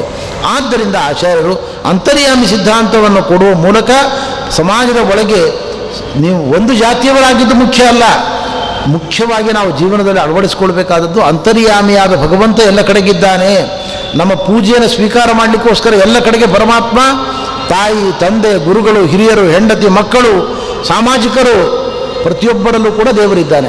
ಅವರವರ ಅಗತ್ಯಗಳನ್ನು ಧಾರ್ಮಿಕ ನೆಲೆಯಲ್ಲಿ ನಾವು ಪೂರೈಸ್ತಕ್ಕಂಥದ್ದೇನಿದೆ ಅದು ದೇವರ ಪೂಜೆ, ಅಂತರ್ಯಾಮಿಯಾದ ಪರಮಾತ್ಮನ ಆರಾಧನೆ ಅಂತ ಏನು ಆಚಾರ್ಯರ ಸಿದ್ಧಾಂತವನ್ನು ಕೊಟ್ಟರು. ಇದು ಎಲ್ಲ ಕಾಲದಲ್ಲೂ ಕೂಡ ಸಾಮಾಜಿಕ ಸಾಮರಸ್ಯಕ್ಕೆ, ರಾಗದ್ವೇಷಗಳನ್ನು ಮೆಟ್ಟಲಿಕ್ಕೆ ಮೂಲವಾದ ಕಾರಣ. ನಾವು ಜೀವನದಲ್ಲಿ ಸ್ಪರ್ಧೆ ಮಾಡ್ತೇವೆ, ರಾಗದ್ವೇಷಗಳನ್ನು ಮಾಡ್ತೇವೆ. ಯಾವಾಗ ಅವನು ದೇವರ ತಾಣ, ದೇವರ ಪ್ರತಿಮೆ ಎಂಬ ಜ್ಞಾನೋದಯ ಆಯಿತು, ಅವನು ಅನ್ಯಾಯ ಮಾಡಿದರೂ ಕೂಡ ಆಯ್ತಪ್ಪ ಅವರ ಒಳಗಿರುವ ದೇವರ ಪ್ರೀತಿ ಆಗಬೇಕು ಅಂತಂದರೆ ನಾನು ಅವನಿಗೆ ಕೆಟ್ಟದ್ದು ಮಾಡಬಾರ್ದು ಅನ್ನೋ ಮನೋಭಾವ ನನ್ನಲ್ಲಿ ಜಾಗೃತ ಆಯಿತು ಅಂದರೆ ನಾನು ಪುನಃ ದ್ವೇಷ ಮಾಡುವುದಾಗಲಿ, ಅವನ ಮೇಲೆ ಸಿಟ್ಟು ಮಾಡುವುದಾಗಲಿ, ಅವನಿಗೆ ಕೆಟ್ಟದನ್ನು ಬಯಸುವುದಾಗಲಿ ನಾನು ಮಾಡಲಿಕ್ಕೆ ಹೋಗುವುದಿಲ್ಲ. ಇದನ್ನು ಆಚಾರ್ಯರು ಹೇಳುವ ಮೂಲಕ ಸಾಮಾಜಿಕ ಸಾಮರಸ್ಯವನ್ನು ಕಾಪಾಡಿಕೊಳ್ಳಿಕ್ಕೆ ಜಾತಿ ವ್ಯವಸ್ಥೆಯನ್ನು ಕಿತ್ತಿ ಹಾಕುವುದು ಮೂಲ ಮಾಧ್ಯಮ ಅಲ್ಲ. ನೀವು ಎಲ್ಲರ ಕಡೆಗೆ ದೇವರಿದ್ದಾನೆ ಎಂಬ ಜ್ಞಾನೋದಯವನ್ನು ಮಾಡಿಕೊಳ್ಳಿ, ಆವಾಗ ನೀವು ಎಲ್ಲರನ್ನು ಪ್ರೀತಿಸಲಿಕ್ಕೆ ಸಾಧ್ಯ ಆಗ್ತದೆ, ಗೌರವಿಸಲಿಕ್ಕೆ ಸಾಧ್ಯ ಆಗ್ತದೆ. ಆವಾಗ ನಿಜವಾಗಿ ಪ್ರಪಂಚದ ಪ್ರತಿಯೊಂದು ವಸ್ತುವಿನಲ್ಲೂ ದೇವರನ್ನು ಗುರುತಿಸಿದಾಗ ನೀವು ಸಂಸಾರದಿಂದ ಉದ್ಧತರಾಗ್ತೀರಿ, ರಾಗದ್ವೇಷಗಳಿಂದ ಅತೀತರಾಗ್ತೀರಿ ಎಂಬ ಸಿದ್ಧಾಂತವನ್ನು ಆಚಾರ್ಯರು ಮನದಟ್ಟಾಗಿ ನಮಗೆ ತಿಳಿಸಿಕೊಟ್ಟಿದ್ದಾರೆ.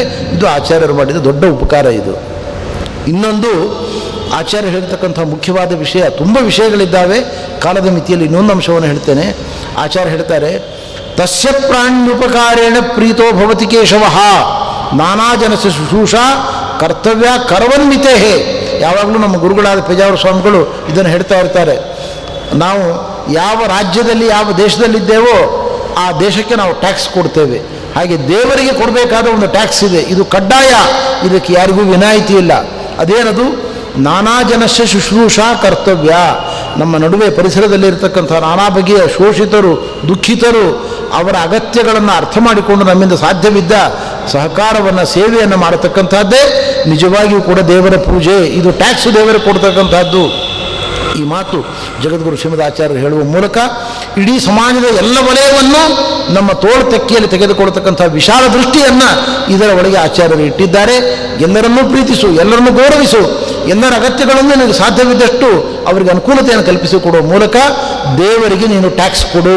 ದೇವರಿಗೆ ಕೊಡುವ ಟ್ಯಾಕ್ಸ್ ಅಂದರೆ ಬೇರೆ ಏನೂ ಅಲ್ಲ, ಇನ್ನೊಬ್ಬರ ಅಗತ್ಯಗಳನ್ನು ಪೂರೈಸುವ ಮೂಲಕ ಅಂತರ್ಯಾಮಿಯಾದ ಭಗವಂತನ ಆರಾಧನೆಯೇ, ಪೂಜೆಯೇ, ಸೇವೆಯೇ ನಿಜವಾಗಿ ದೇವರಿಗೆ ಕೊಡುವ ಟ್ಯಾಕ್ಸ್, ಕಂದಾಯ ಅಂತ ಹೇಳಿದ್ದಾರೆ ಆಚಾರ್ಯರು. ಇದು ಎಲ್ಲ ಕಾಲಕ್ಕೂ ಪ್ರಸ್ತುತವಾಗಿರತಕ್ಕಂಥ ನಮ್ಮ ಜೀವನದಲ್ಲಿ ಅಳವಡಿಸಿಕೊಳ್ಳುವ ಮೂಲಕ ಸಾಮಾಜಿಕ ಸಾಮರಸ್ಯವನ್ನು ಕಾಪಾಡಿಕೊಳ್ಳಲಿಕ್ಕೆ ಅತ್ಯಂತ ಮುಖ್ಯವಾಗಿರತಕ್ಕಂಥ ಒಂದು ಸಿದ್ಧಾಂತ. ಇನ್ನು ಅನೇಕ ವಿಷಯಗಳನ್ನು ಆಚಾರ್ಯ ಹೇಳಿದ್ದಾರೆ. ಕಾಲದ ಮಿತಿಗೆ ಒಳಪಟ್ಟು ಈ ವಿಷಯವನ್ನು ಇಲ್ಲಿಗೆ ಮುಕ್ತಾಯ ಮಾಡ್ತಾ ಇದ್ದೇವೆ. ನಮ್ಮ ಮಿತ್ರರಾಗಿರತಕ್ಕಂಥ ಶ್ರೀಕಾಂತ ಬಾಯರಿಯವರು ಸಿದ್ಧಾಂತದಲ್ಲಿ ಒಳ್ಳೆಯ ಆಳವಾದ ಜ್ಞಾನವನ್ನು ಪಡೆದುಕೊಂಡಿರತಕ್ಕಂಥವರು, ಆದರೂ ಪೂರ್ವಪಕ್ಷದ ಹಂತದಲ್ಲಿದ್ದು ಅನೇಕ ಪ್ರಶ್ನೆಗಳನ್ನು ನಮ್ಮ ಮುಂದೆ ಇಟ್ಟಿದ್ದಾರೆ. ಅವರು ತುಂಬ ಚೆನ್ನಾಗಿ ನ್ಯಾಯ ವೇದಾಂತ ಶಾಸ್ತ್ರಗಳನ್ನು ಅಧ್ಯಯನ ಮಾಡಿರತಕ್ಕಂಥ ತರುಣ ಪೀಳಿಗೆಯ ಒಳ್ಳೆಯ ವಿದ್ವಾಂಸರು, ಸಮರ್ಪಕವಾಗಿ ತಮ್ಮ ಪ್ರಶ್ನೆಗಳನ್ನು ಮುಂದೆ ಇಟ್ಟಿದ್ದಾರೆ. ಸಾಮಾನ್ಯರ ಭಾವನೆಗಳನ್ನು ಅವರು ಪ್ರತಿನಿಧಿಸಿದ್ದಾರೆ. ವೈಯಕ್ತಿಕವಾಗಿ ಅವರು ಕೂಡ ಸಿದ್ಧಾಂತದಲ್ಲಿ ಒಳ್ಳೆಯ ಆಳವಾದ ಜ್ಞಾನ ಮತ್ತು ದೀಕ್ಷೆಗಳನ್ನು ಪಡೆದುಕೊಂಡಿರತಕ್ಕಂಥವರು. ವ್ಯಾಸರಾಜ ಮಠದ ಈ ವೇದಿಕೆಯಲ್ಲಿ ಇವತ್ತಿನ ದಿವಸ ಈ ಜ್ಞಾನ ಕಾರ್ಯ ನಡೆಸಲಿಕ್ಕೋಸ್ಕರ ಎಲ್ಲ ಟ್ರಸ್ಟಿಗಳು ಅವಕಾಶವನ್ನು ಮಾಡಿಕೊಟ್ಟಿದ್ದಾರೆ. ಹರಿವಾಯುಗಳು ಅವರೆಲ್ಲರಿಗೂ, ನಮಗೂ ನಿಮಗೂ ವಿಶೇಷವಾಗಿರ್ತಕ್ಕಂಥ ದೇವರಲ್ಲಿ ಭಕ್ತಿಯನ್ನು ಕೊಟ್ಟು ಅನುಗ್ರಹವನ್ನು ಮಾಡಲಿ ಅಂತ ನಾನು ಪ್ರಾರ್ಥನೆ ಮಾಡ್ತಾ ಈ ವಾಂಗ್ಮಯ ಸೇವೆಯನ್ನು ಗುರುವಂತರ್ಗದ ಭಾರತೀಯ ರಮಣ ಮುಖ್ಯ ಪ್ರಾಣಾಂತರ್ಗದ ಗೋಪಾಲಕೃಷ್ಣ ದೇವರಲ್ಲಿ ಅರ್ಪಣೆ ಮಾಡ್ತೇನೆ. ಶ್ರೀಕೃಷ್ಣಾರ್ಪಣ ವಸ್ತು.